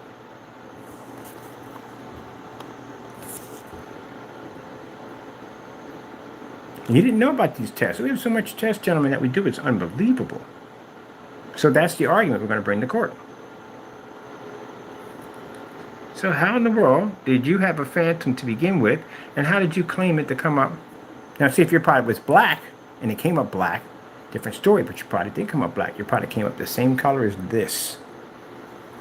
So two arguments you're going to have to prove. One, that's our product. You're going to have to show receipts that you actually did buy from us. Another problem you're going to have to show that your screen, your Series C, I think it is, does produce a black screen. We got in a demonstration of producing gray when our product was in there. I'm not talking about any demonstrations here and there. I'm talking about in that particular demonstration, proving that you claimed against this product that your product came up black and it came up gray. We all saw it. You're going to have to convince the judge that they're seeing a black screen and not a gray screen, which we know that's not going to happen at all, period. Now, the bigger problem you're going to have is your screen coming up gray, which it did. How in the world would it be to take out something like this that's actually sitting alongside a gray screen and several other gray screens right next to it, and they can't do what you said that our product did in your video demonstration? Also, we can show the demonstrations against this product that tested against actual black paint gave off the reaction next to black paint the same way the product you claim to be ours in your video, which means what you had in your container was black paint and not our product. And therefore, my friend, because of that, you're getting sued for $5 million. You don't have. And I want to send you to jail for it. Now, who do you think would win the argument in that case right now in court? Me. What are you going to say at the end of the day? Oh, that's his product. How is that his product? You have a receipt on this product? No. Well, where'd you get it from? I got it from a customer. Can you show proof of the customer, transaction from the customer, emails from the customer showing that this paint was actually... Yeah, you're going to go through all that. You're going to pick all your stuff apart bit by bit by bit.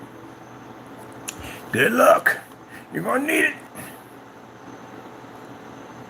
Now is the time to start packing things up and trying to get the freak out of Dodge. Yeah, and no contest. So that is and ask me what they're looking at. That is the Phantom Technology 21 sitting in a max out zone environment. As you can see, we have a meter sitting on the floor showing you how much light is in the environment. As you see, all meters have canceled out. You can also see that the screen next to it is a equal size. It is a 100-inch screen that's also painted with the grade 2.0 product. Next to it is Crow's Screen Paint, which is a Cinemax mix and personal mix. As you can see, that both claims were made against Mr. Fernando and Mr. Rogers, who make false claims about my company, clearly stated that my products came up too dark and were unwatchable. They continue to spread these rumors, Your Honor, throughout the entire social media community, making false accusations about our products. Yeah, you're doomed in court.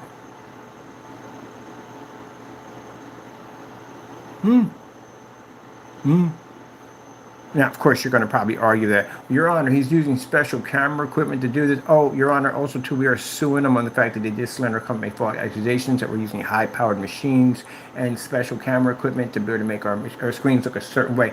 You're going to have to prove that now, because there's a lawsuit coming against you for making that statement. So now, if you mention this in court, it's already stated that the lawsuit that was filed against you for making these false accusations, which means now you're going to have to prove the very thing you said out of your mouth. You're going to be even more trouble. Oh, we got you locked in. There's no place here to go. You can't go from left to right. We got you locked in on how we're going to basically prosecute you. What are you going to say? You better be able to prove it. Yeah, right. We back our stuff up, man. Everything we do, we back up. So I felt that the sample sheet was too small, so I decided, hey, let's just paint a giant screen, stick it to my screen, put it in a full lit environment, let's see how it happens. Oh, did we do white levels on this? I think we did. Yes, we did. Yes, we did. Yes, we did. Now, imagine the screen's going to look in this environment. And this screen's going to be huge in here. It's going to be huge. Oh, let me see. Did we do white levels? Let's see. Oh, we did. We did do white levels. We always do white levels. We do white levels all the time. That's one of the things you had to do on a black screen the most. When you show up contrast levels on the screen that's already black. Yeah, that's impressive. That's not impressive. You have to show white levels, which means the phantoms were not only tested against TVs, but phantoms were also tested against multiple white surfaces on low lumen projectors inside and out. And they can show at the end of the day that they're not going to produce a dark enough image to come up as dark, as Mr. Fernando proclaimed in his videos multiple times. Do you know, Mr. Fernando, how big this lawsuit is? Each time that you went on YouTube and you announce one of our products, there's a lawsuit coming out for you for each one of those. We'll be suing you way into 2026, 2027. You'll still be getting hit with lawsuits. This is not going to end for you for a very long time. Yeah, so how is that possible? Your product is right here. Our 2.0 product we made is right there. And this is a phantom. How come our screen's not dark and unwatchable? How is that possible? You're going to go to court. You're going to see videos pop up on that big screen over there that you thought you deleted and got rid of. There's a lot of stuff we have on you. So the fact you deleted these videos are going to be showing up on that screen. You're like, oh shoot, where the freak did that come from? How did they get that? You know, we've been documenting you for quite some time. Just because I'm online and I do this doesn't mean that offline we have people coming in to document all your stuff until we can get you ready for court. Yeah, did we do the other demonstration with the white levels on it from here? Let's see if we did it. Oh, we did this one too. We did all of them. That's what we do. That's what we do. That's what we do. Gentlemen, you're screwed. Yeah, it's not funny. Somebody sent me a message talking about you're going to sue me for $8.7 million. First things first, what courtroom are you going to? What court are you going to sue me for $8-something million? Second, what are the charges? You know, the charges, show me evidence of these crimes I committed. Where's the criminal charges, any of that whatsoever? Should have had an attorney, somebody contact me by now. Nothing at all, period. Nothing. I can show you evidence where you guys commit crimes against me. Copyright's the real, buddy. He's going to sue me for copyright infringement. You don't have any copyrights. I know. I went there and I looked for all your stuff on. You don't have nothing at all. No copyrights. And keep in mind that someone showing your image on your site is not copyright infringement. Taking someone's copyright off their site, posting it on your site, and then proceeding to write scammer and all kinds of stuff across their artwork, yeah, that's a different story, buddy. With text messages to saying that, oh, it's mine, it belongs to me, you can't do nothing about it, da-da-da-da-da, yeah. You don't have any copyrights, by the way. But yeah, getting to this, look at that. Look how amazing our technology, look at that phantom, is amazing.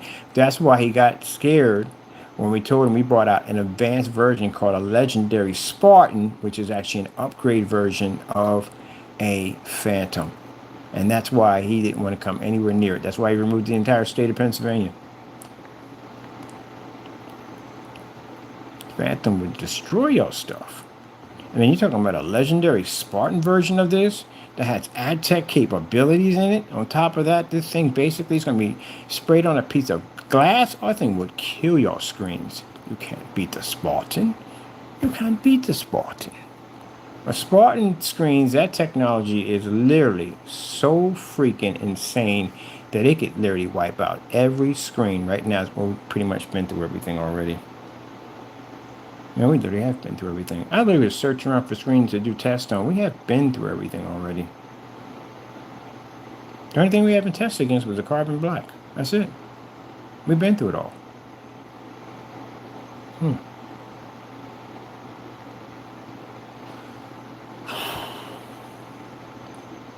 Yeah. Yeah, as for people who make great paints, just look, well, you can't beat the screen. The screen, you can't turn it dark. Yeah. So, yeah. There's that. There is nothing for us to challenge against. TVs, maybe. TV. Yeah, TV is pretty much it. That's all we have is a TV. Nothing else at all. I'm going to make this a challenge right here.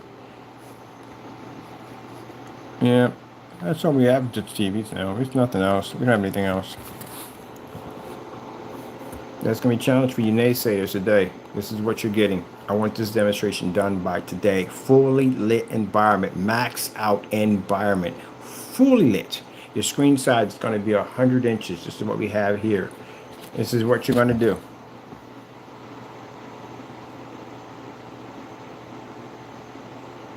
See if your screen can operate in this environment. I want to see contrast levels, especially contrast levels. I want to see a lot of contrast levels, including that star field, which you're going to have to pull that up. Now you see how we can maintain our color washed out on the gray screen. Look at the gray screen compared to our screen. And that's Crow's mixes right there. Look how badly his screen washed out. Couldn't even read the red. I told you have to have 100% contrast to read color. It's very important that you have shifting technology, and you guys haven't figured out how to make that stuff yet. Only we have. But anyway, getting back to this, look at that. Look how horrible that looks. Look how fantastic it looks there. Oh, we got to definitely take some of these pictures right here. This is beautiful. Absolutely beautiful. Look at the skin tone right here and compare washed out here. And someone said, well, take out the lights. Yeah, we can crush you with the lights out too on top of that. We've done that one already multiple times. I can wash your screen out with a cell phone battery. Well, sorry, cell phone flashlight. And wash your stuff out. Look at this.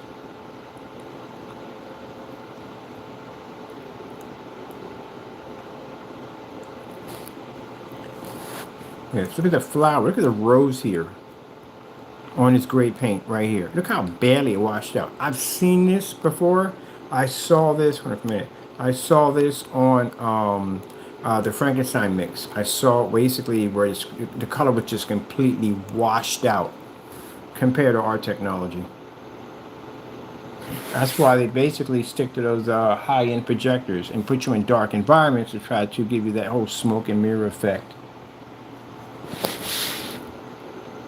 Look at the greens here. Now, remember when he was showing off his screen and at the, I don't know what it was, some kind of school, whatever it was, and you seen how washed out the greens were? They were this color right here. That's the color they're supposed to be. Supposed to be green, not washed out. Never supposed to be like this. You got a 4K projector and you're getting this kind of results off of gray paint? This is bad. In order to improve this, he has to turn the lights out. You're an ultra short throw. You should be able to operate that in a fully lit environment with no problem whatsoever.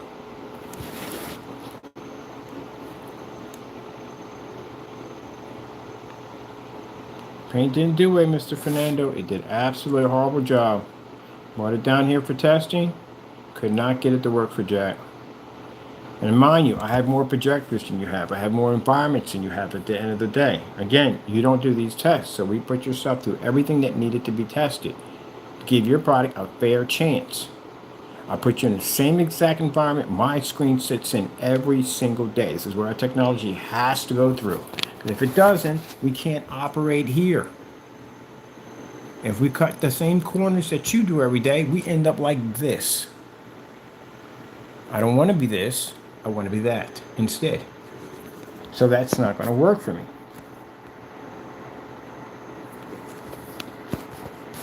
I think he could make a better product. He could make a better product if he stopped ripping people off and make a good product. I mean, literally, stop ripping people off and make a good product.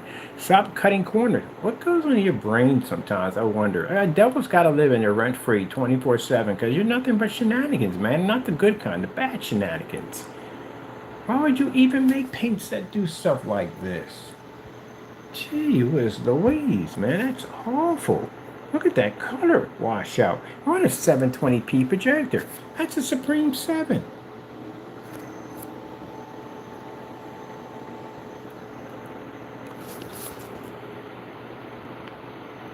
If I can go back, this matches exactly the same videos you're seeing on the Network Race 770p. His screen came out that dull.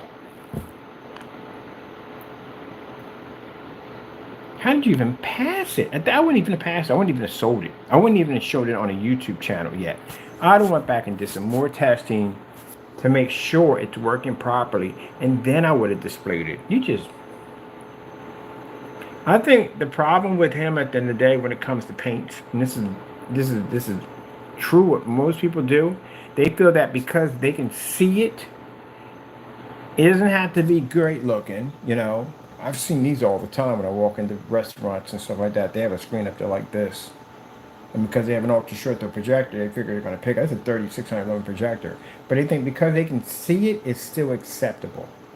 You know, they're not going to use lighting like this is way too much lighting here. They're going to commercial light it. You know what I mean? They're going to put, not commercial light, they're going to basically use projector controlled environment. So they're going to basically dim a little light. They're never kind of lights, this got to go. So they're going to have some lights over here and some lights in this corner over there and maybe one over here. Nothing close, and the condensed lighting will be over here, won't be nowhere near the screen. And I'll probably put a little pocket so you can push that screen in. So if any light does hit, it's not going to hit the screen because there'll be a wall there and a wall there. And then to make the rest of the area look like it's part of the screen, they'll put a wall here and wall here and put a lamp in there and a wall here and wall and put a lamp in there. So that way the light just goes up, down, and this way, but it can't go this way. See what I mean? That's what they'll do. When technically you should be getting this. For all the money you paid for your projector, you should be getting this. Your screen should never come up looking like this. Your screen is supposed to be this, not this. And when I watch his demonstrations, I see that same faded reds popping up on his screen. Give you an example here to show you what I mean at the end of the day. See the color of that red? See that red color? See how washed out the greens are? This is what your greens are supposed to be. They're not supposed to be this. And the sad thing about people are sitting in the dark with these gray mixes and white screens and they're saying, oh man, the image looks absolutely amazing. It doesn't. It's horrible. Somebody like me is used to seeing this all day. I'm like, yeah, we got to go. I can't do this. I cannot do this. Your screen is too washed out. This is my office at the end of the day. You see that right there? That is a ultra short though at 3600 lumens. It can't read in this environment. You see it over here? This is a long throw. At 2700 lumens, it's in eco mode. And I can read that right from here from my desk.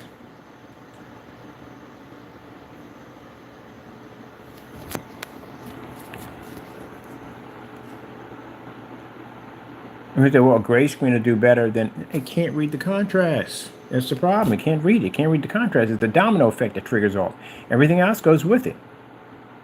It's not ambient light rejection technology. How are you going to buy a product that's not ambient light rejection? It's going to work. That's not ambient light rejection. That's not going to read whatsoever. I'm going to go over here and show you this real quick and show you the difference when I told you about the reds and all that stuff. You see where they're washed out. He did it on a 4K laser, tri-laser projector. That's a pretty powerful machine with a 2 million to 1 contrast sitting on top of it. Very powerful machine. Don't work. Ultra short those do not read on gray and white screens. The reason why people use gray and white screens is because the projector screens that they push you toward are the gunmetal screens, and those screens cost $5,000, $3,000 screens. You're not getting no Dark Star 9. You're not getting no Dark Star 9 for no $800. That's never going to happen.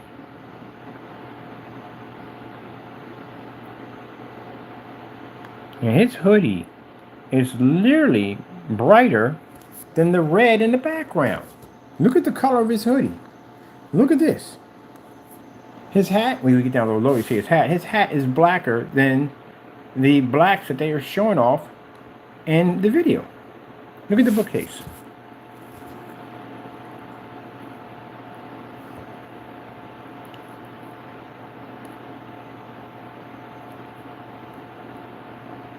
We only got 2 more days to go. I'll be switching up to my new stuff. Yeah, it should be. It should come up nice and bright. Here we go. This is what I wanted. I wanted that to pop up. Oh shit! I'm on the wrong one. LG 4K demonstrations.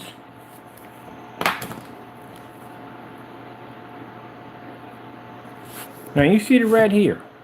Remember I showed you when we did that whole scenery in the fully lit environment with his product on one side? You see how washed out the reds came up? That's what we saw when we tested his products.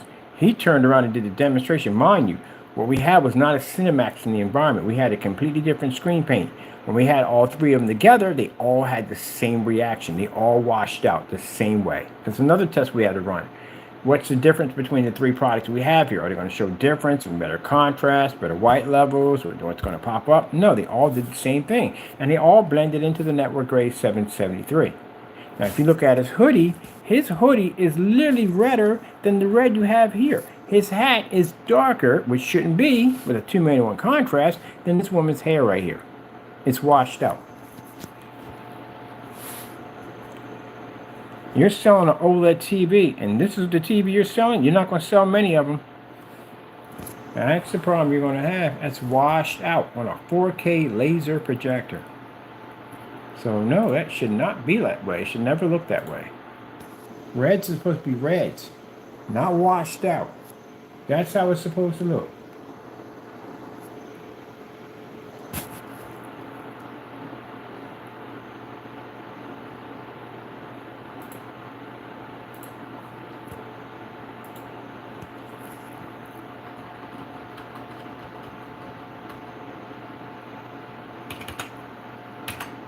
Oh, on keyboard. There you get the wrong one all the time.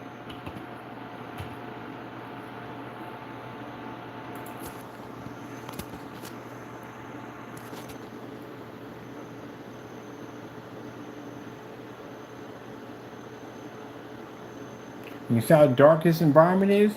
You see how you can see the lights splashing out from the back of the screen? Its environment is dark. Is this like a dark environment? We can't get the neon to splash in here with these lights on.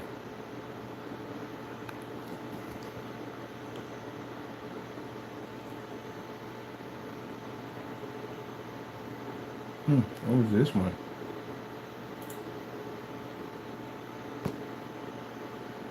Oh yeah. And this one already.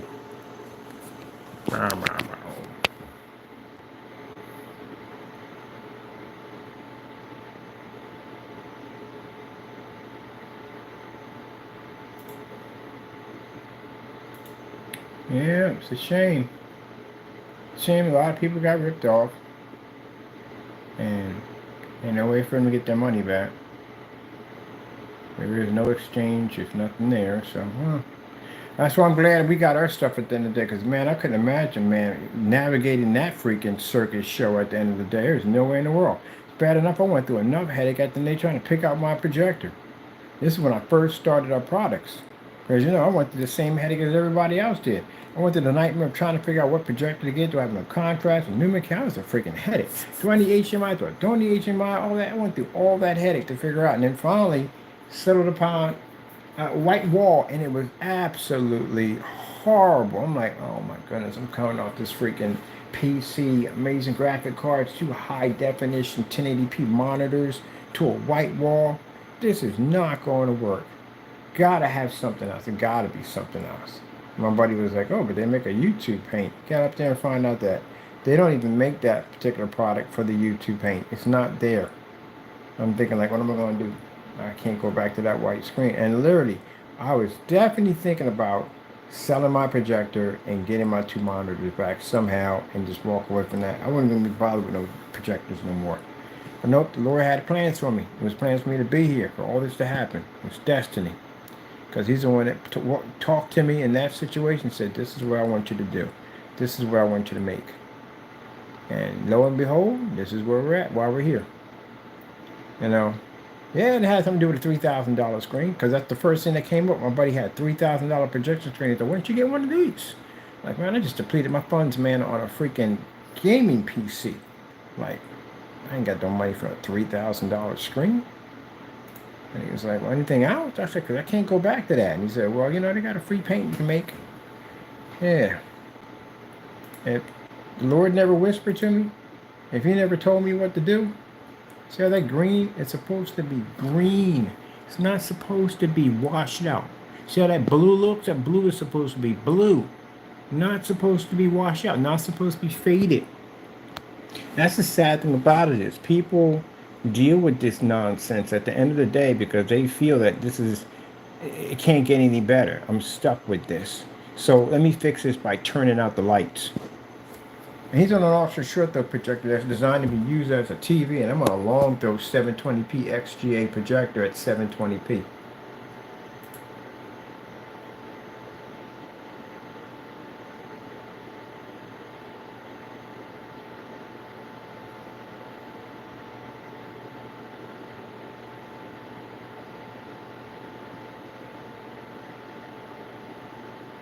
no calibration, no expense of projectors, none of that at all. Shouldn't have to go through all that. Now on their channel, they call it whining and crying, what I do. On my channel, I call it backing it up.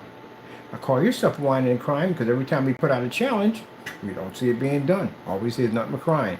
You do too much time talking. At the end of the day, I can come here and show you this, and that. Look at the reds here. Look at the reds there. I'm on a $3,500 projector. I'm on a $10 projector. Doesn't even have HDMI ports on it. I had to get an adapter to get HDMI ports. You know how cheap that projector becomes? And you can't get red to pull up on a tri-laser 4K projector? And you're in a darker environment than me. Look how dark the environment is.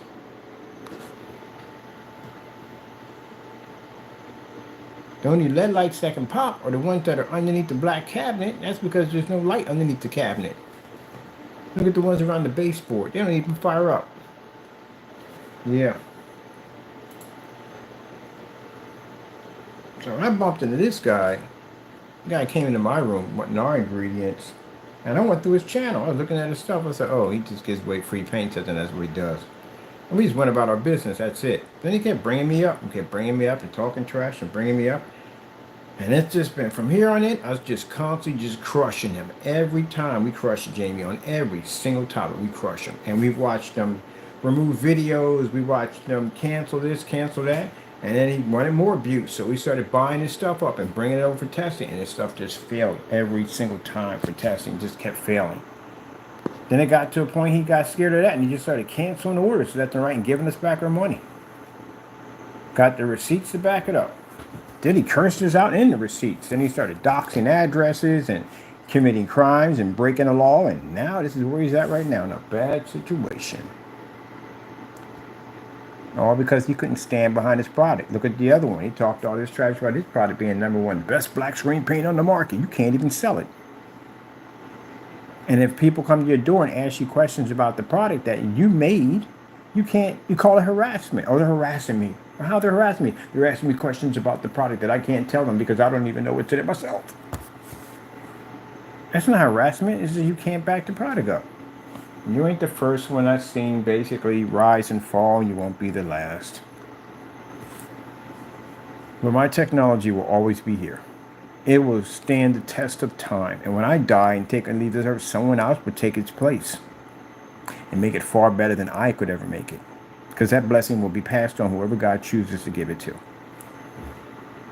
And your old stuff at the end of the day, your fake products, your stuff will wash away and become no more. Just like that Series C, which he pulled off his site. So how long is this thing going to be out of order? I mean, out of stock? Because my buddies are waiting to buy it. And yet, they are telling who they are when they come over. Yeah, I'm so-and-so and so. I want this paint from Mr. Bird. I want him to go. See if it'll cancel out. Matter of fact, is it available today? If it's available today, I'm going to send somebody to go get it. Now, the rules are they have to tell them who they are. Because I don't want anybody doing any sneak tactics. Usually we had to do that when it came to screen paints. We had to go in and we had to lie who we are. Because, you know, in fear that they're not going to send it over because they're scared. Can you imagine that to say that at the end of the day? I've never had to say it about any other company. You go buy stuff on Elite Screens, they send it right on over. No problem whatsoever. Get some friend, they send it right on over, no problem. You go buy some screen, they bring it right over with no problem. But then we got to go through tactics of cloak and dagger, of disguises, just so we can basically get the product. And then they'll sit there and say, oh, because they want it so badly. Again, you talk a lot of trash. We come to get it to test. That's it. We don't need it. Why do I need your stuff at the end of the day? Please. You steal my specification sheets. You steal my labels. Yeah. But anyway, get it over here because you talk too much trash. And since we had enough of this stuff over here, we already know this stuff doesn't work. Now he just cancels our orders and gets money back. I gave you $1,900, and in one of them, I gave you $129 for your product. And you kept jumping the price. Because for some reason, you kept saying, oh, you know, you can't afford this. Okay. But anyway, we went in and bought his product at $129, and he gave the money back. He couldn't keep it.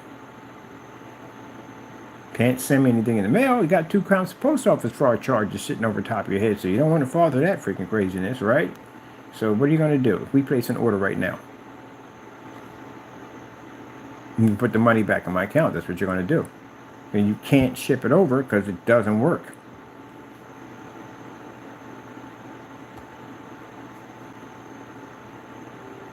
I should place an order.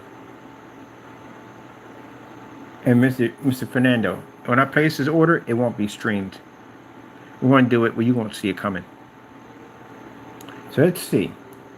Can you keep the money and send us a product that actually works?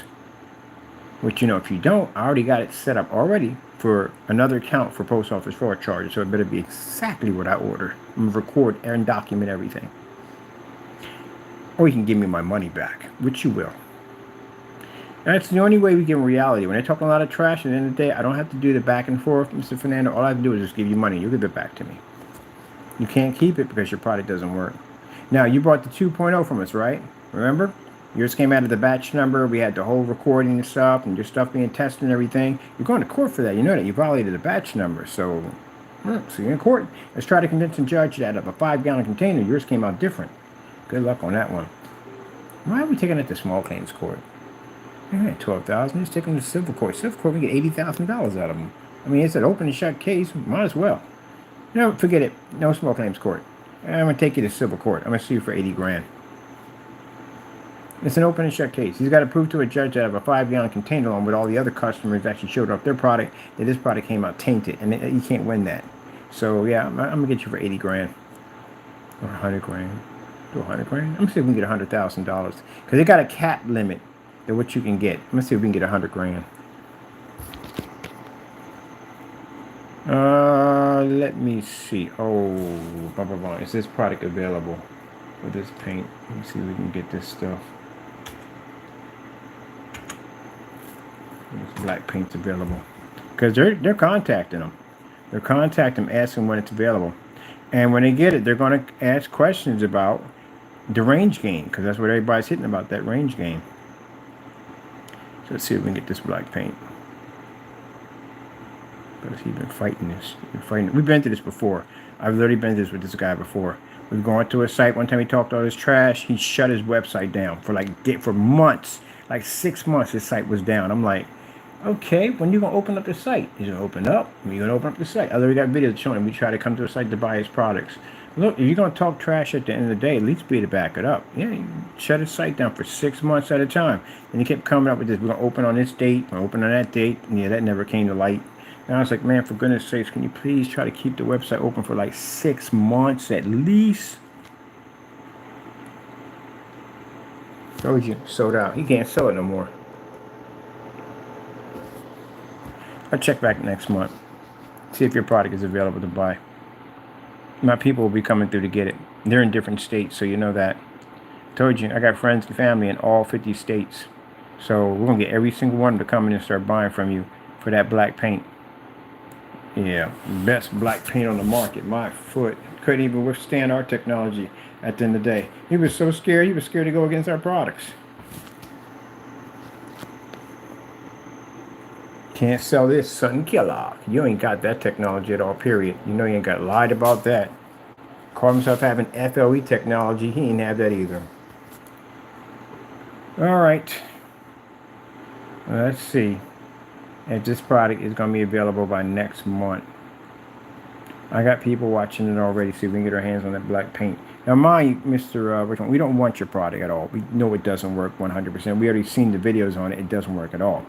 And see how long you're going to keep this stuff off the shelf. Because remember, you claimed it to be the best black paint on the market. And it was definitely going to take my product out. And I was a fake and a phony. It was supposed to expose me as being a fake. And your product was far better. Talked all that trash about how the whatever crap he was saying. And I don't know what is nonsense he was saying on camera. But how I don't know what I'm talking about. How I don't know about black paint at the end of the day. How I'm a noob and all this stuff. Yeah, you're the one with the closed shopping cart. My shopping cart's unclosed. You can't open up that black paint. If you do open it up, my people will be coming to get it. You understand that? They're going to come in and buy. And when they come in and buy, they're going to ask you questions. The other half is going to come and contact you. We have nothing to do with them. They're just going to contact you for the sake of just contacting you because you made something up in your shopping carts. The rest of the stuff has range gain on it, so they're just going to ask you questions, and they can't get to this one and ask you questions about anything about involving range gain. What is it? What is range gain?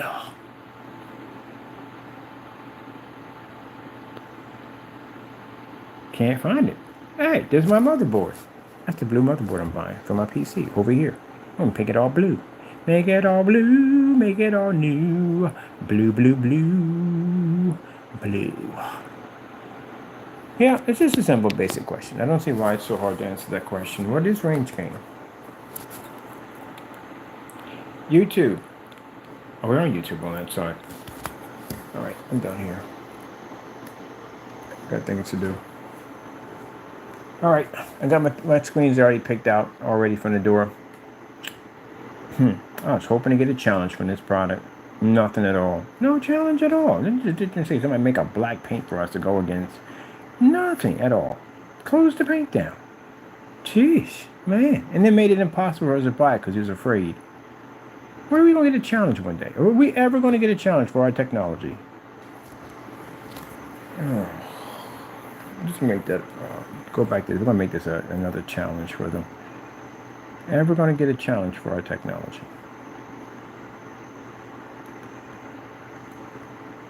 Jeez. And we got one certified screen that makes a black technology, and they made it impossible for us to go near it.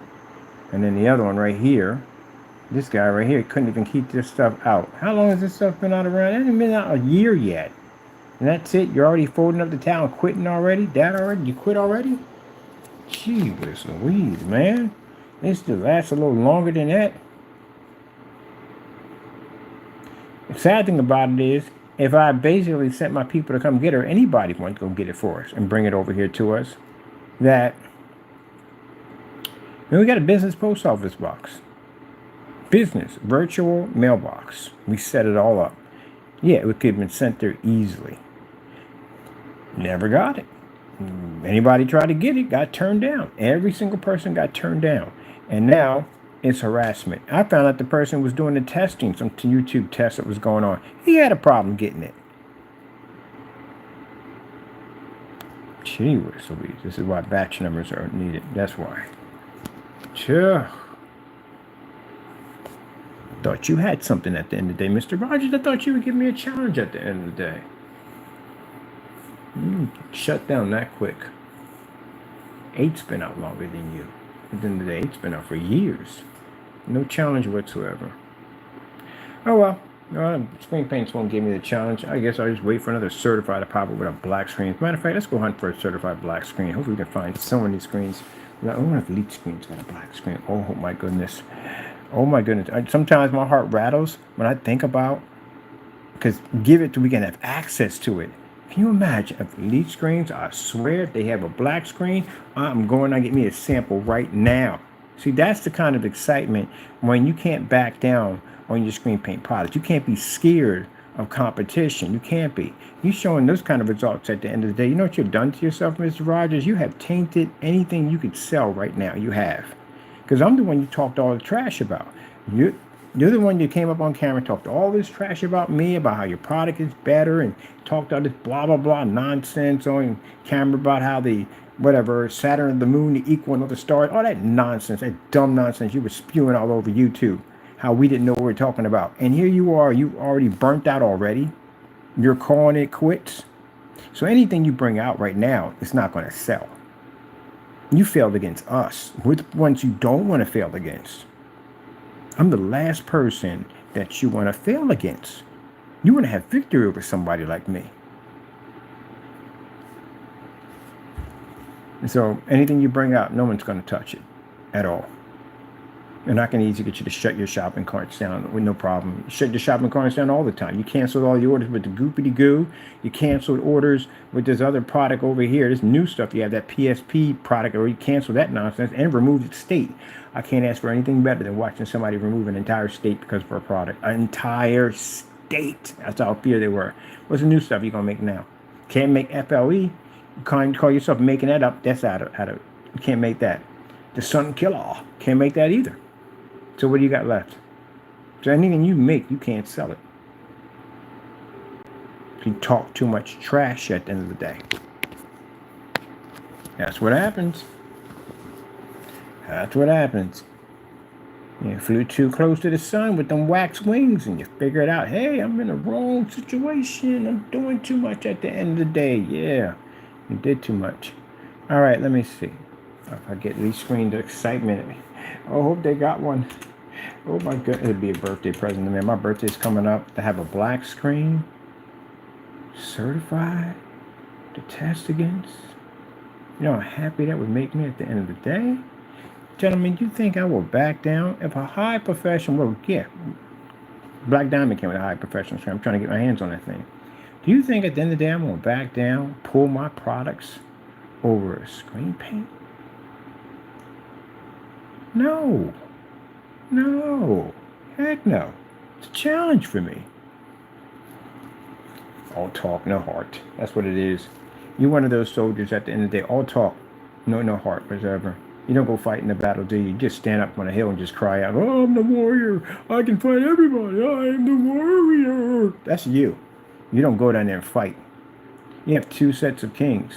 You have kings that actually go into battle. They actually fight on the battlefield. That's a king that used to be a warrior. He misses the battle. And he'll mount up on his horse and he'll go and fight in the battle.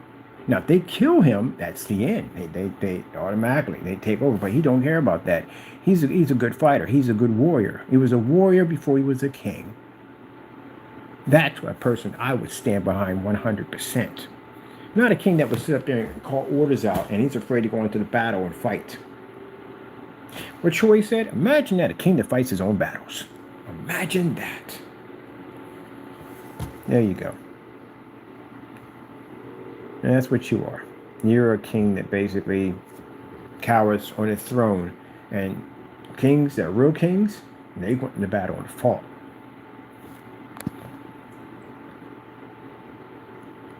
They request no protection, none of them.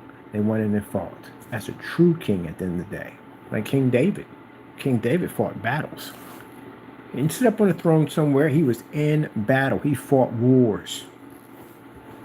There you go.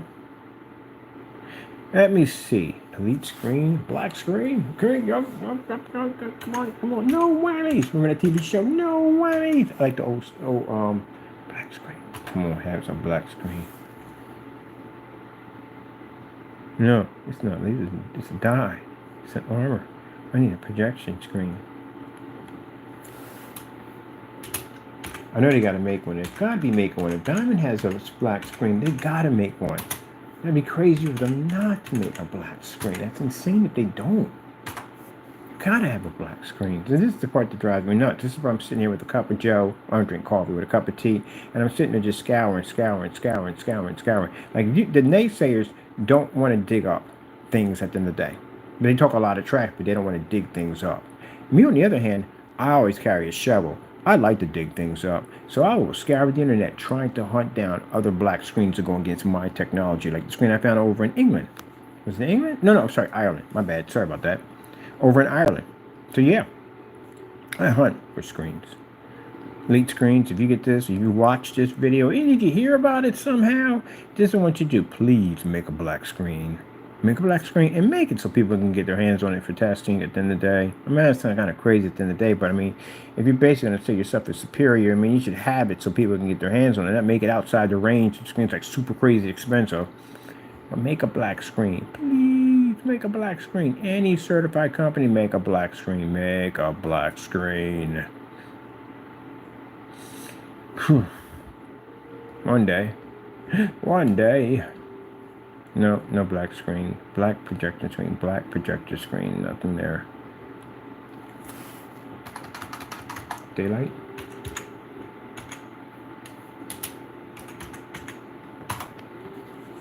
No. They don't make a black screen either.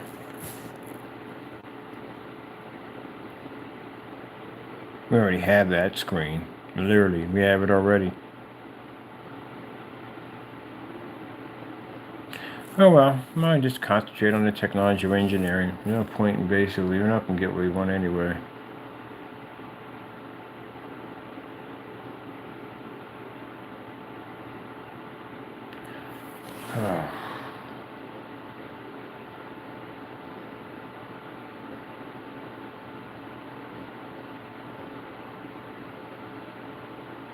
Yeah, it's the crazy thing about it. We did engineer all this technology from sun up to sundown. It's a party, and it still craves for a challenge.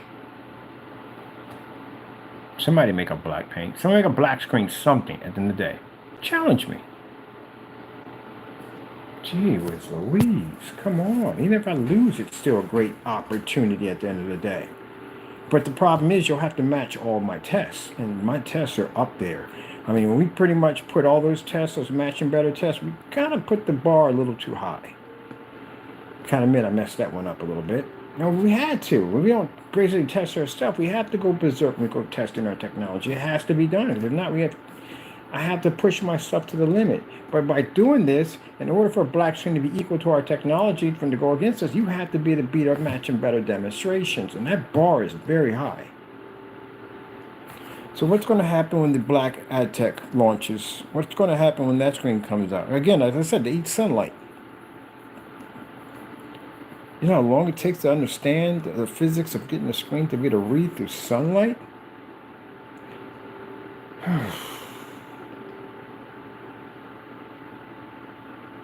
I'm doing this wrong. I go through YouTube. I'm never going to find what I want. I have to go to forum sites to get this done. I have to go to forum. And this is where I'm going to find the crazy stuff. Because some of the people that may be developing this stuff might not even be on YouTube. They could be on forum sites somewhere. That's the only way. As a matter of fact, I was on a forum site. That's how I found out about the carbon black. That's the way I found out. Somebody bought it and said, hey, Diamond's got a black screen. I was like, what, really? They got a black screen? So yeah, it's called a carbon black. Looked it up. I was like, oh, shoot, they do have a black screen. That's how I found the forum site. I'm going back to my forum sites. I got to put a page up about where black screens, where are you? Because I need challenge at the end of the day. No.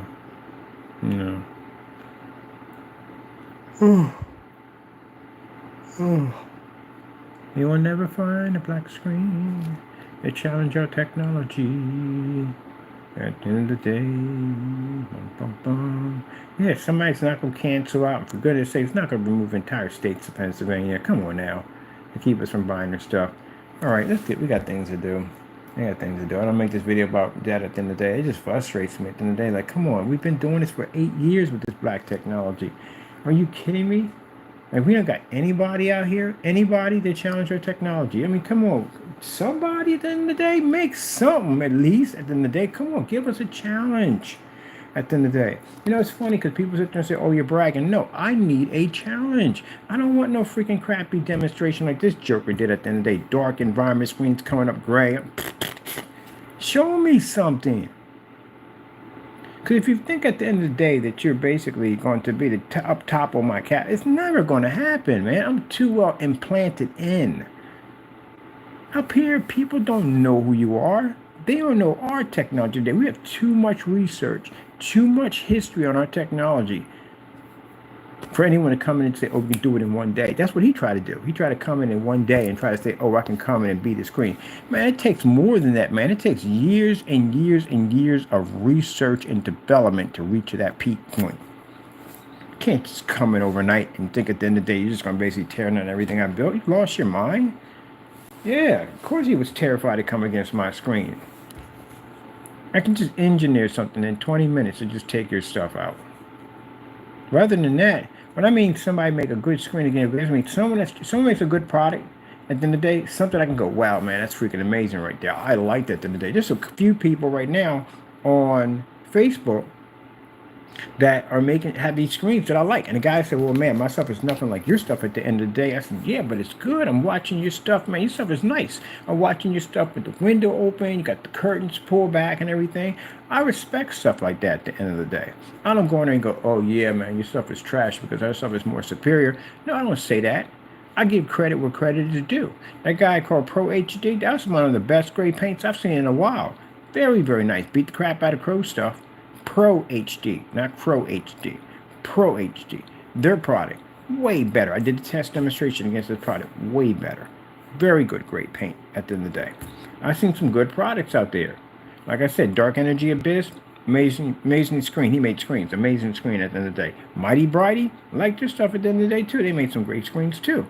So I give credit where credit is due. I see somebody working hard, putting the test in, putting in proper specifications, telling the truth about their products and not making stuff up as they go along. That is something I can respect at the end of the day. Now, if they're in their own world, doing their own thing, and they're not using me as a springboard, hey, more power to you. If I can do anything, I can help you support your company, I ain't got no problem with that. But if you basically are trying to use my company as a form of a springboard, saying some nasty stuff out of your mouth about my company, you getting crushed at the end of the day. Call up an army you can't handle. So again, as I said before, they want to make me sound like I'm a bully. Oh, because I'm a bully because I can back myself up. And it took 5 of you to try to take me down and you lost. I'm a bully. Yeah, sure.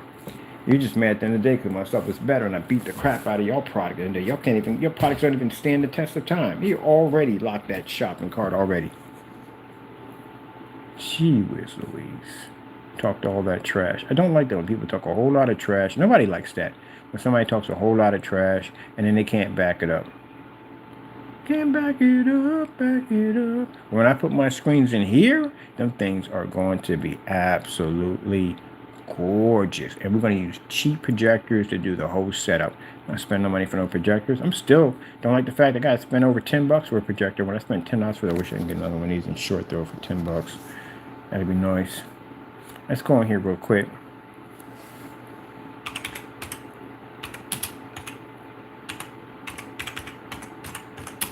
Man, that's just, man, you don't talk trash. I mean, if he came in and made a black paint and he's working to do something positive with it, he's not slandering my company anyway whatsoever. I'd have said something nice about his product. If I was able to buy it, get it over and test it and everything, so yeah, it's pretty nice. It's a good paint at the end of the day. So, I'd have gave you high marks on it.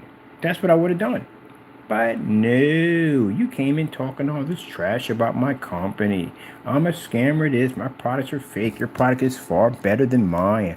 Blah, blah, blah, blah, blah. And what happened? I came to buy your stuff. What happened? You canceled on that goopy-goo nonsense. Then I came in for your PSP and you removed an entire state. But not only that, you basically locked every single shopping cart to keep us from getting access to basically buying your product, so you would have to give the money back. Couldn't handle that embarrassment again, could you? All right then. Did more than basically burn your harbor to the ground, freak. I just launched a whole freaking nuclear bomb. Ashes are ashes. Just destroy. Utter total destruction. Yeah.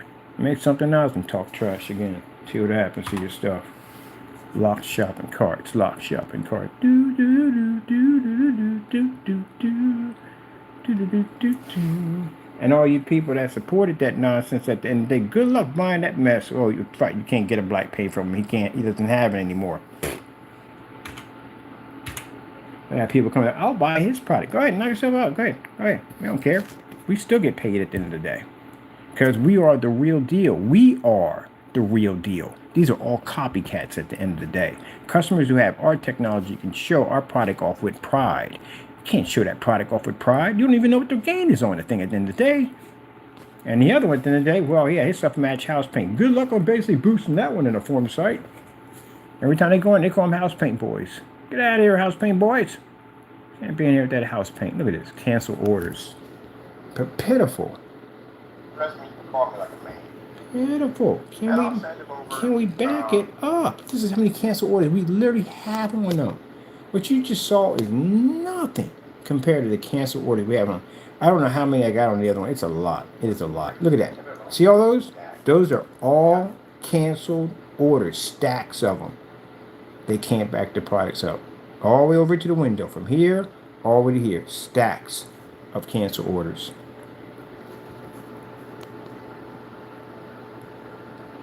Does that sound like somebody that can back their products up, huh? No, they can't back their products up. Stacks and stacks of canceled orders. I literally have a book on them. A book of canceled orders. And that's both of them. Both of them. Stacks and stacks and stacks and stacks. Spaghetti, spaghetti, spaghetti. And David Chappelle. That's what I smell last night. Look at this. Cancellation, cancellation, cancellation, cancellation. You know how fast it's putting the money back in my account? Imagine that. We go buy for it and they go, put the money back. Buy, put the money back. Put the money back. Put the money back. Put the money back. And his was the most embarrassing because we used the same $160 because it probably was 160 at the point. We paid twice the amount of what his penny's worth now. We used the same $160 to make all the cancellations. See, that's how fast the money transferred back to our account. That we literally were able to make all the orders at 160. The other ones were the samples. We bought all the samples. We bought everything. Next time you want to get on camera and run your mouth about how I canceled an order, don't ever do that. I will come get your stuff. Many people know what our reputation's about. We don't play around at the end of the day. It ain't like one of them things where you meet my army against your army and go, oh, crap, what the freak is that? Yeah, because we'll show up, like 4 people will show up, and you go, oh, we can take this. And then turn around, and then all the mountains will just be filled with our armies. Oceans will be filled with our armies. You ain't got you bit off more than you can chew. You're not going to survive this one. You best you turn and run, because all you can do. All your soldiers will basically probably urinate themselves and drop their weapons. Yeah, where are your crow boys at?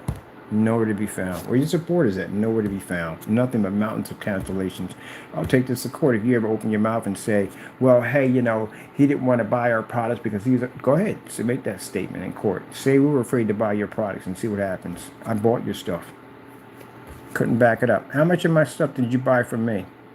Crony bought one thing from us, and the timeline that he knew us. The other one bought nothing from us ever. Oh, and yeah, the statement you made that got you in this hot mess to begin with about saying that how we canceled an order, you better have that receipt because that one's going to cost you some money. Yeah, I bought from y'all. I don't play around at the end of the day. I don't get on camera and sit there and say, well, you know, we bought from him and he canceled. No, it's right here. I got receipts for days on you guys. I got them going all the way back to eBay. As a matter of fact, I can go to my eBay account and show you cancel orders from him. Let me see it on my eBay account. We'll pull up eBay. Man, guys just cancel all the time, man. Back this stuff up. Let's go to my order history.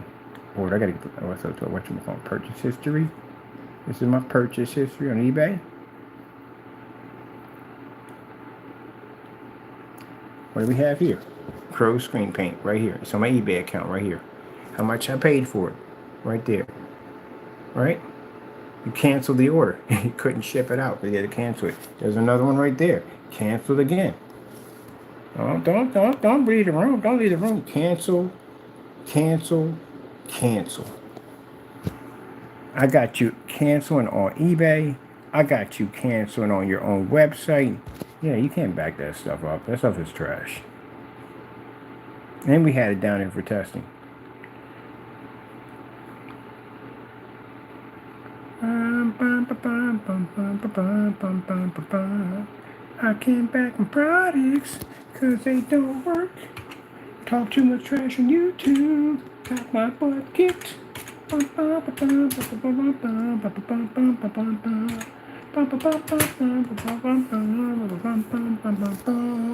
Cancellations. Shopping carts locked. He's locking his shopping carts on us. Left and right. I got every single one of these documented. Every one of them. And yes, they're on backup drive. Just in case you try to do something stupid. Shopping carts locked again. Shopping carts locked again. Just locking. Pro HD, their screen. Oh no, this is where I made his product. I made Crow's product on camera. Too many times I don't. Lockety locky. Lockety, lockety, lockety. Shopping carts. This is what he does. And his product ain't sold out. He locks the shopping carts to keep people from getting near them because you can't basically back them up. Just like when we went through the whole Phantom nonsense. Or I went there with the Spartan technology. So what better way to Closed shopping cart. Closed shopping cart. Same thing. engineer a screen, design technology screens, and put a design for it. So that our products are better. How soon was this? Partes Premium Paints. Right here. He did this before he locked all his shopping carts. Every single one of them. This is a recent one he did. On his PSP products.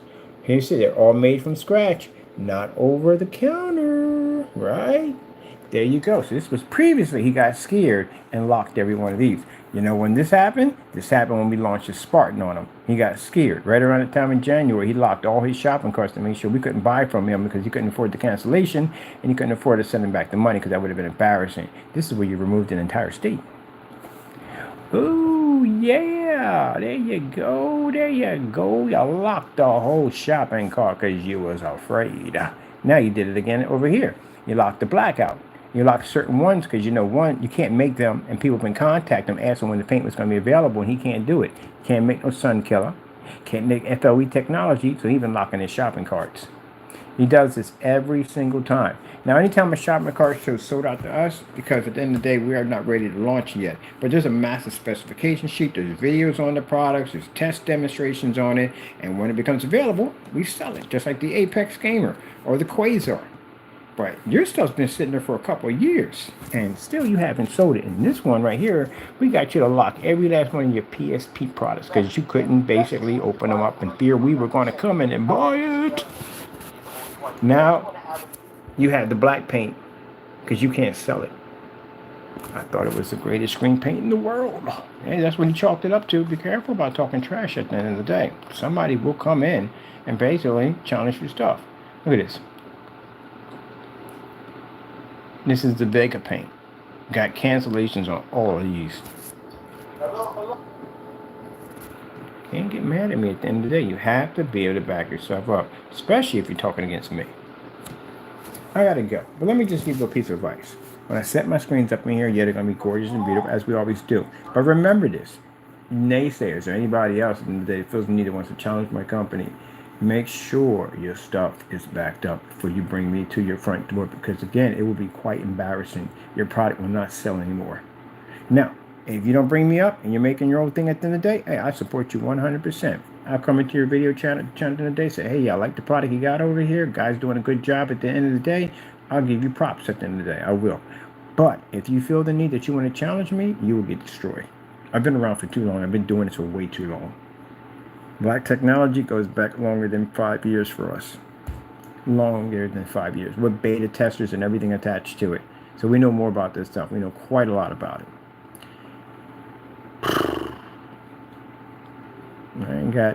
Not trying to come in here and dominate everything because that's not my interest. I got other things to do with my time right now. I'm very busy. I got a lot of projects I'm working on, so I don't got time for all that. But I'm not going to sit there and let somebody come and talk trash about my company and let you get away with it. No, you're going to get destroyed in the process. And if that's not enough for you and you want to keep carrying on and doing things to basically cause you to break the law, we'll see you in court. That's all. Simple, plain. But you'll learn. You will learn. You will learn. You will learn.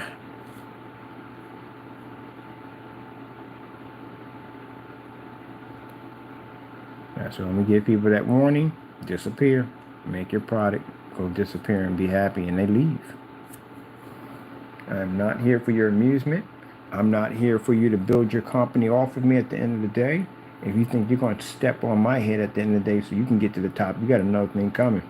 You got the wrong person at the end of the day. You don't challenge my business at all. You'll get crushed. You have no idea the advancement of how far our technology goes back. Only what you see is what we allow you to see. What about the other half of the technology we're engineering you don't know nothing about? You have no idea the Pandora box you will open up if you basically walk across my path saying you got a product that can take me out. I'll take you out in the sun and watch you disappear. That ad tech technology, that stuff is going to put us on the map like no other. We can literally operate in a greenhouse. You want to be in that environment with me at the end of the day? Your stuff will disappear. I can stick you on an 8,000 projector, wouldn't even help you out there. So, again, make your money, make your products, be happy. That's what you do. And we don't even know you at all, period. I had to take it back when I got into the whole Spartan thing. Boy, that Spartan thing, boy, took me through a whole loop. I had to be careful about that one. That thing basically put me on a whole freaking hunt for everything on the face of the planet. I was like, gonna bring out the Spartan. Spartan's technology is a beast. It's a real beast. That's why it's one of the limited editions, the rares. But man, that screen, those screens right there can wipe everything. They can literally wipe everything they want. But that'd be going too far. You bring out a paint, and you got other people. Say somebody, Joe is making a paint at the end of the day. He's making a product. He's just started his company at the end of the day. And you see me on there on YouTube talking about, yeah, we got this screen paint coming out there. We're going to challenge anybody's product that comes out and just wipe their stuff clean. They're going to be worth buying. You know how bad that sounds at the end of the day? So we don't need to do anything like that at all, period.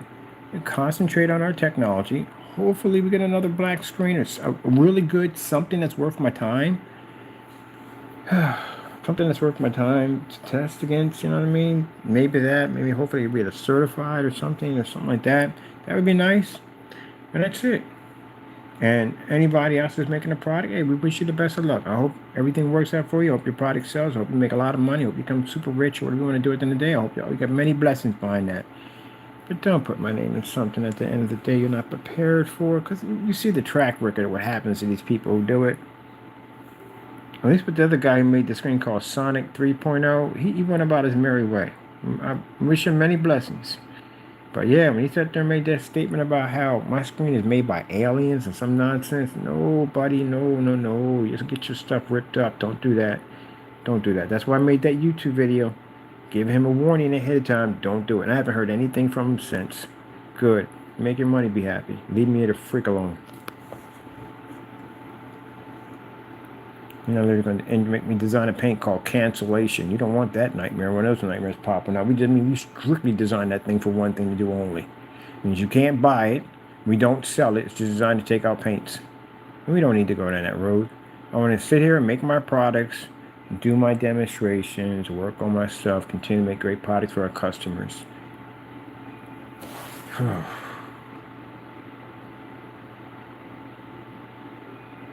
What are we doing today? I'm getting some Doritos. I get Doritos every day. I'm getting some Doritos. I'm gonna go buy some Doritos right now. I'm gonna go get some Doritos. Let's go. Time to get in the bag. We got things to do. We're gonna go out and run around for a little bit. Yeah. That's what we're about to do. Yeah. So yeah, got the screens all figured out, got them built. I got this machine to build, put back together. Going to be building that pretty soon, putting that together. Once that's done, we start working on the walls and get those screens put in. So the person sat there and said, it doesn't look like a good setup to me. Have you seen my work at the end of the day? Oh, you're going to be quite impressed what we do to these two walls and everything. Absolutely amazing when we get done with it. Yeah. I'm putting in a virtual fish tank. How come we don't put a virtual fish tank over here? It's a beautiful wall over here. We can put a virtual fish tank in here. That'd be pretty cool. Use a 50 lumen projector, 100 lumen projector to get it to pop. Are we working on this like virtual fish tank technology? We are, aren't we?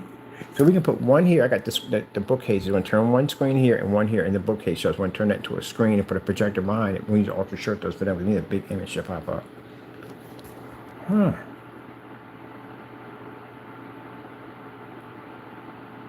that would be hot. And then we're going to finish Ice Boy. I'm never going to Ice Boy, Sub-Zero, Arctic Box. I don't know what we're going to call it, but I know one thing. It's going to be extra frosty, baby. Frosty. Extra frosty. That piece is going to be sick when we get done with it.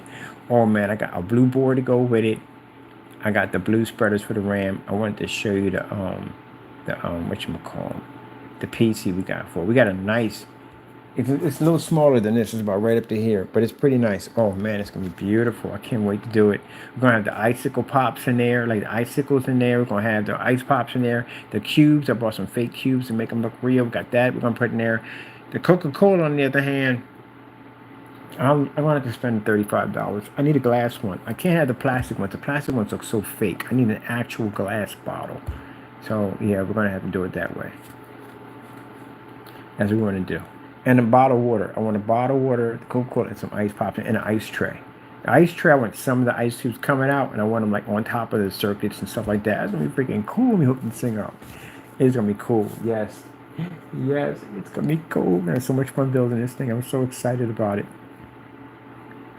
And it's gonna be cheap. We're gonna build this thing on the cheap. So everybody put everything that we paid for. Alone to upgrade the PCs only cost me $237. Oh. And I'm going to tell you one of the cool things. Oh no, forget it.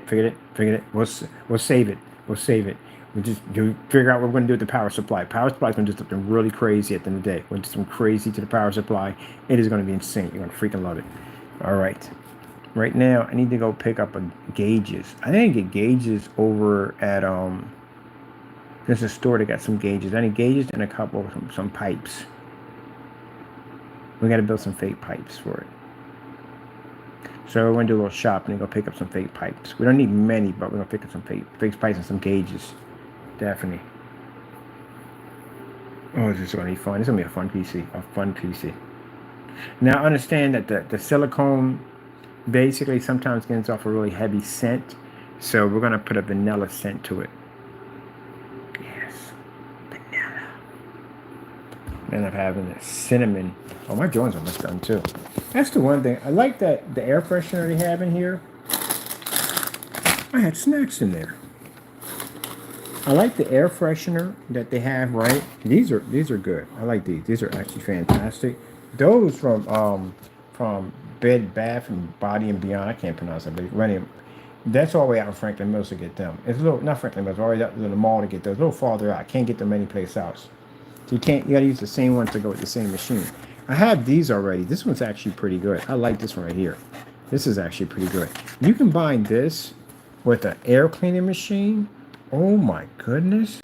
It is freaking amazing. That's why I like that combination right there. But I like these over aerosol cans. This right here is the only one that I can use. It doesn't make me feel sick. This one actually works. I like this one right here. It's actually pretty cool. It's the same thing like this. The linen is kind of like the same thing. But yeah, but that one over there was cinnamon.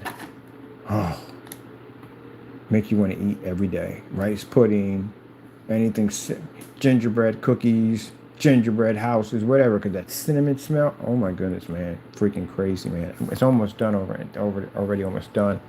It's about almost out. But man, everything smells like cinnamon. This time we're going to do something different. Putting these in next. This is my next one we're putting in. And this is good. But the aerosol, it's kind of dangerous. When you spray this in, you're breathing stuff in. It's a little better at the end of the day. Much better. They said it lasts 2 months. No, it does not last 2 months. That one lasts 2 months. That one lasts a month. They last about a month. That's basically about it. Not 2 months. All right, people. Hope we enjoyed this demonstration. You know, when I get on camera, we talk about everything. At least I kept it to one thing, because usually I'm all over the place. If a video goes missing, we delete it. It's because at the end of the day, I just tell myself, you talk too much on that video, like way too much. Who the freak gonna watch that? I don't even watch those videos. You know that, right? I don't watch those videos. They can go on for too long. I talk about way too much stuff. Way too much stuff. Like, I am not watching that at the end of the day. So if I know if I'm not going to watch it, I'm definitely you're not going to watch it at the end of the day. So I delete them. Ain't no point. Now, if I'm doing a video short and sweet, bam, bam, bam, bam, bam, bam, we're done. That's it. There, I'll watch that video. But some of them are just too long for me, even me, to watch it at the end of the day. Like this one right here. Now, I'm going to keep this video. Yeah, I'm going to keep it on there. Because again, it's just whatever. We're just showing off the screen what we're doing. That's it. That's basically about it. We're still going to have to come to do a little PC talk today because, yeah, these boards, I got to buy a new RAM. I can't use the RAM. These boards do 16 gigabytes. They can do 64, but they do 16 gigabytes. But if you change out the whole motherboard, the motherboards on here have 4 DIMM slots. These only have 2. These got 4 DIMM slots at 4 gigabytes a pop. So, you know, you got 4, you know, it's 8 and 8 and 16. So it's 16 in this one right here. But these boards only have 2. Wait a minute, this one's got 4 in it. Mother chicken. Wait, is this the one they want the super expensive cost for it? Yeah, I'm not spending $289 for a board we're changing out for a PC. No, we already had ours when we picked that. We're going to get already. Our blue board. My board's costing me $35. Where is it? Oh, eBay, they got it for cheaper. On Amazon right here. Oh, this one's got more blue on it. But this is the wrong Intel. Wait, does it fit mine? Does it hit i5? Will i5 fit on this? Oh, it's on eBay. I buy stuff from eBay. It's pretty good for $30. Yeah, it is 1155 board. Ooh. Don't have that below the limit, but it's I can't have a big board in here because my case only takes a micro ATX to an IT ATX. So might not be able to use this, even though we're gonna get this. It's $29, man. I can add something. I can get something to add to this. All right.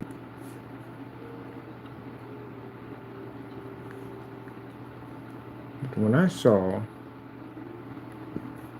yeah, this is the one I'm getting right here. That's the board I'm buying right there. That board is going to cost me $38. $38 for that board. That's it. So as you can see, it has 2 DIMM slots on it, right? So if it has 2 DIMM slots on it, and they have 4 on this one, and each one of those memory cards on here, or the RAM on here is basically 4. We can't do that. We pull off here and put it on here, we only got 8. So we got to replace this with an 8 and an 8, which gives us 16. That's what we have to do. So the RAM, we can't even use it at all, period, on that board. We have to take that out altogether.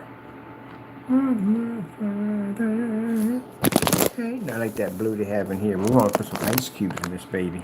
Ice, ice, baby. Do, do, do, do, do, do, do. Yeah.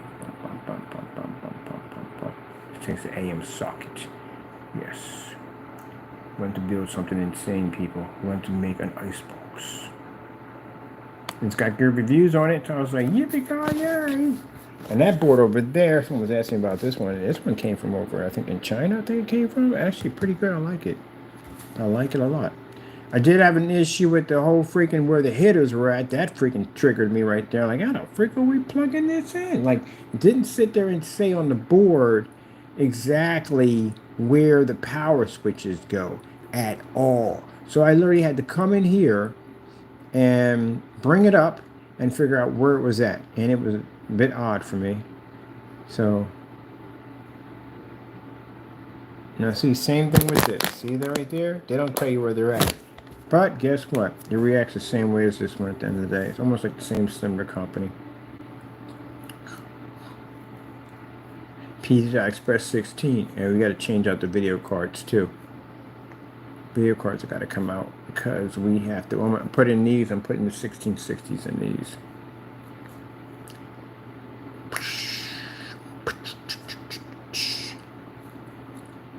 And there's the hookup screws for putting your M2 solid state drive memory sticks. Right there. Yes, right there. And yeah. All that goody gumdrop stuff. All that goody gumdrop stuff. So yeah, we're gonna make a nice little freezer box. We're gonna do it all bit by bit, showing you how to do it, so you can do your own modifications. And our keyboard actually matches our PC. So we're good. Let's see.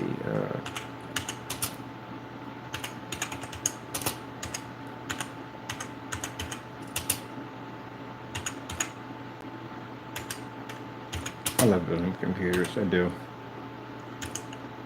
I do like building machines.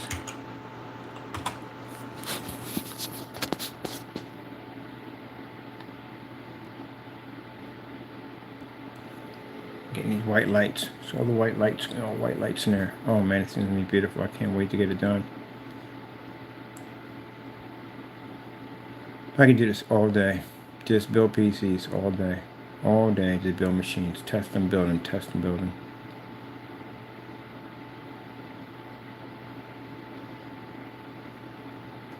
Yeah, build machines and just basically pretty much give them away for nothing. Because again, like I said, if my company basically, it pays for all this stuff that we have here. We're blessed to our company, basically. We're blessed to have this technology, and God blesses us to be able to pay for all our stuff. Everything we need is paid for through the company. And man, I would just give these away for free. Like if kids came by, they wouldn't have to pay much for it. Like at the end of the day, they'd be like, okay, how much you got on you? So $5, take it. That's what we're taking. That's what we're turning into. That's the PC I'm picking up. $65. This is what we're picking up right there. Yeah. We're going to turn this baby into an ice machine, an ice box. Oh, I just thought of a cool design for the back. A cool design for the back. We got to do an ice dispenser for the back. We have to do an ice dispenser for the back. We have to have, oh my goodness, that'd be so sick. That's a beautiful idea. Yes, I love that. That is crazy. I'm trying to think of something wild to do for the back. That would be sick. Oh my goodness. All right, so the back is, we got to do something crazy with it, right? So up here at the top, we're going to put a 240. It's the same system we have over here. That's what we're going to put over here. We're going to put all the white fans in. The liquid cooling system that I have has a temperature gauge on it. It reads the temperature gauge and all that on it, which is pretty cool. And we have enough room over in, let me see the whole case right here. I need to see the whole case. We've got enough room. This is what it comes with. So it comes with just in that fan. Right, so we're good with that because that's going to be removed, and we got new fans that are coming in here, here, and there, and there. We're going to put those already from the door. Liquid cooling system is going to be up here. Then I'm putting another set of lights over top of liquid cooling, and we're going to do that dual fan setup for basically pulling more air out of the liquid cooling system to make it the radiator system, to make it icy code, people. And then with these micro ATX boards or IT boards, we have plenty of room to play in here to put all kinds of cool stuff down here. So they got a lot of room in there to play around with the smaller boards. So little board up here, but in the back, man, we have the two fans up here. I might double those fans. I might put a fan on top of a fan on top of a fan. That'd be sick. So it's like a really high generator pushing system. Put down freezer or Arctic cooler or whatever you want to put. I've been to Arctic cooler. I've done an Arctic cooler already. Anyway, but you know what I'm talking about. And then put the hazard sticker, freezer below, and have the pipes and cables and cords coming down. So on the side, we can build a small little flat box like this, and it has the gauges coming out of the whatchamacallit, and how powerful, you know, the gauges coming out of here, and then we have the piping system coming down through here. Sorry about that. And coming down here, that'll be for the fan system at top that's stacked up here. We have it like it's coming down, wires and stuff all connected here, and wires connected there, and here like it's all wiped around the wire, you know, it's hooked up. Little power generator right here where everything's going to click to, right here and here. And then at the bottom right here, we can put down an LED screen, like the ones they use for basically showing temperature control. We can wire it in right here, right into this box, this prop system right here. Oh, don't get me wrong, I'm still going to build a steam system. I ordered the radio already, and I ordered the Tupperware needed to actually turn that screen down there into that whole contraption we're going to need to design. So it's a giant prop to go on my PC. So I actually build my own props. So we have a temperature control, and then we're going to have an open bay area right here. It's going to be the ice maker, right? And we're going to put the fake ice cubes down here, all stacked together on top of each other. That's going to be sick. Absolutely sick. I'm telling you, like, what in the world? Yeah, like a couple minutes ago, I was talking about developing a better screen. The next thing you know, I'm designing another part for this PC we're going to build. Oh, this thing is going to be absolutely insane. It's $237 for the PC built. The modifications, on the other hand, well, that's the other part of it all. And I like how it has that hole, so you can see right through. This is why I like it has a kind of a freezer look, so you can see right through. Oh, it's going to be wicked, man. It is going to be wicked. Yeah, we're going to ice it down. So basically, this right here is going to cost me $55. So all white one's going to cost me $55. And I got the whole white lights going in.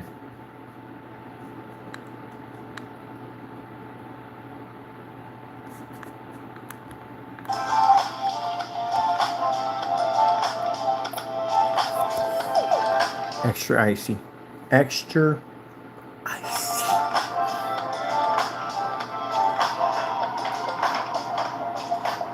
Ooh, that's one of those panels from the back? We definitely got to do something with that.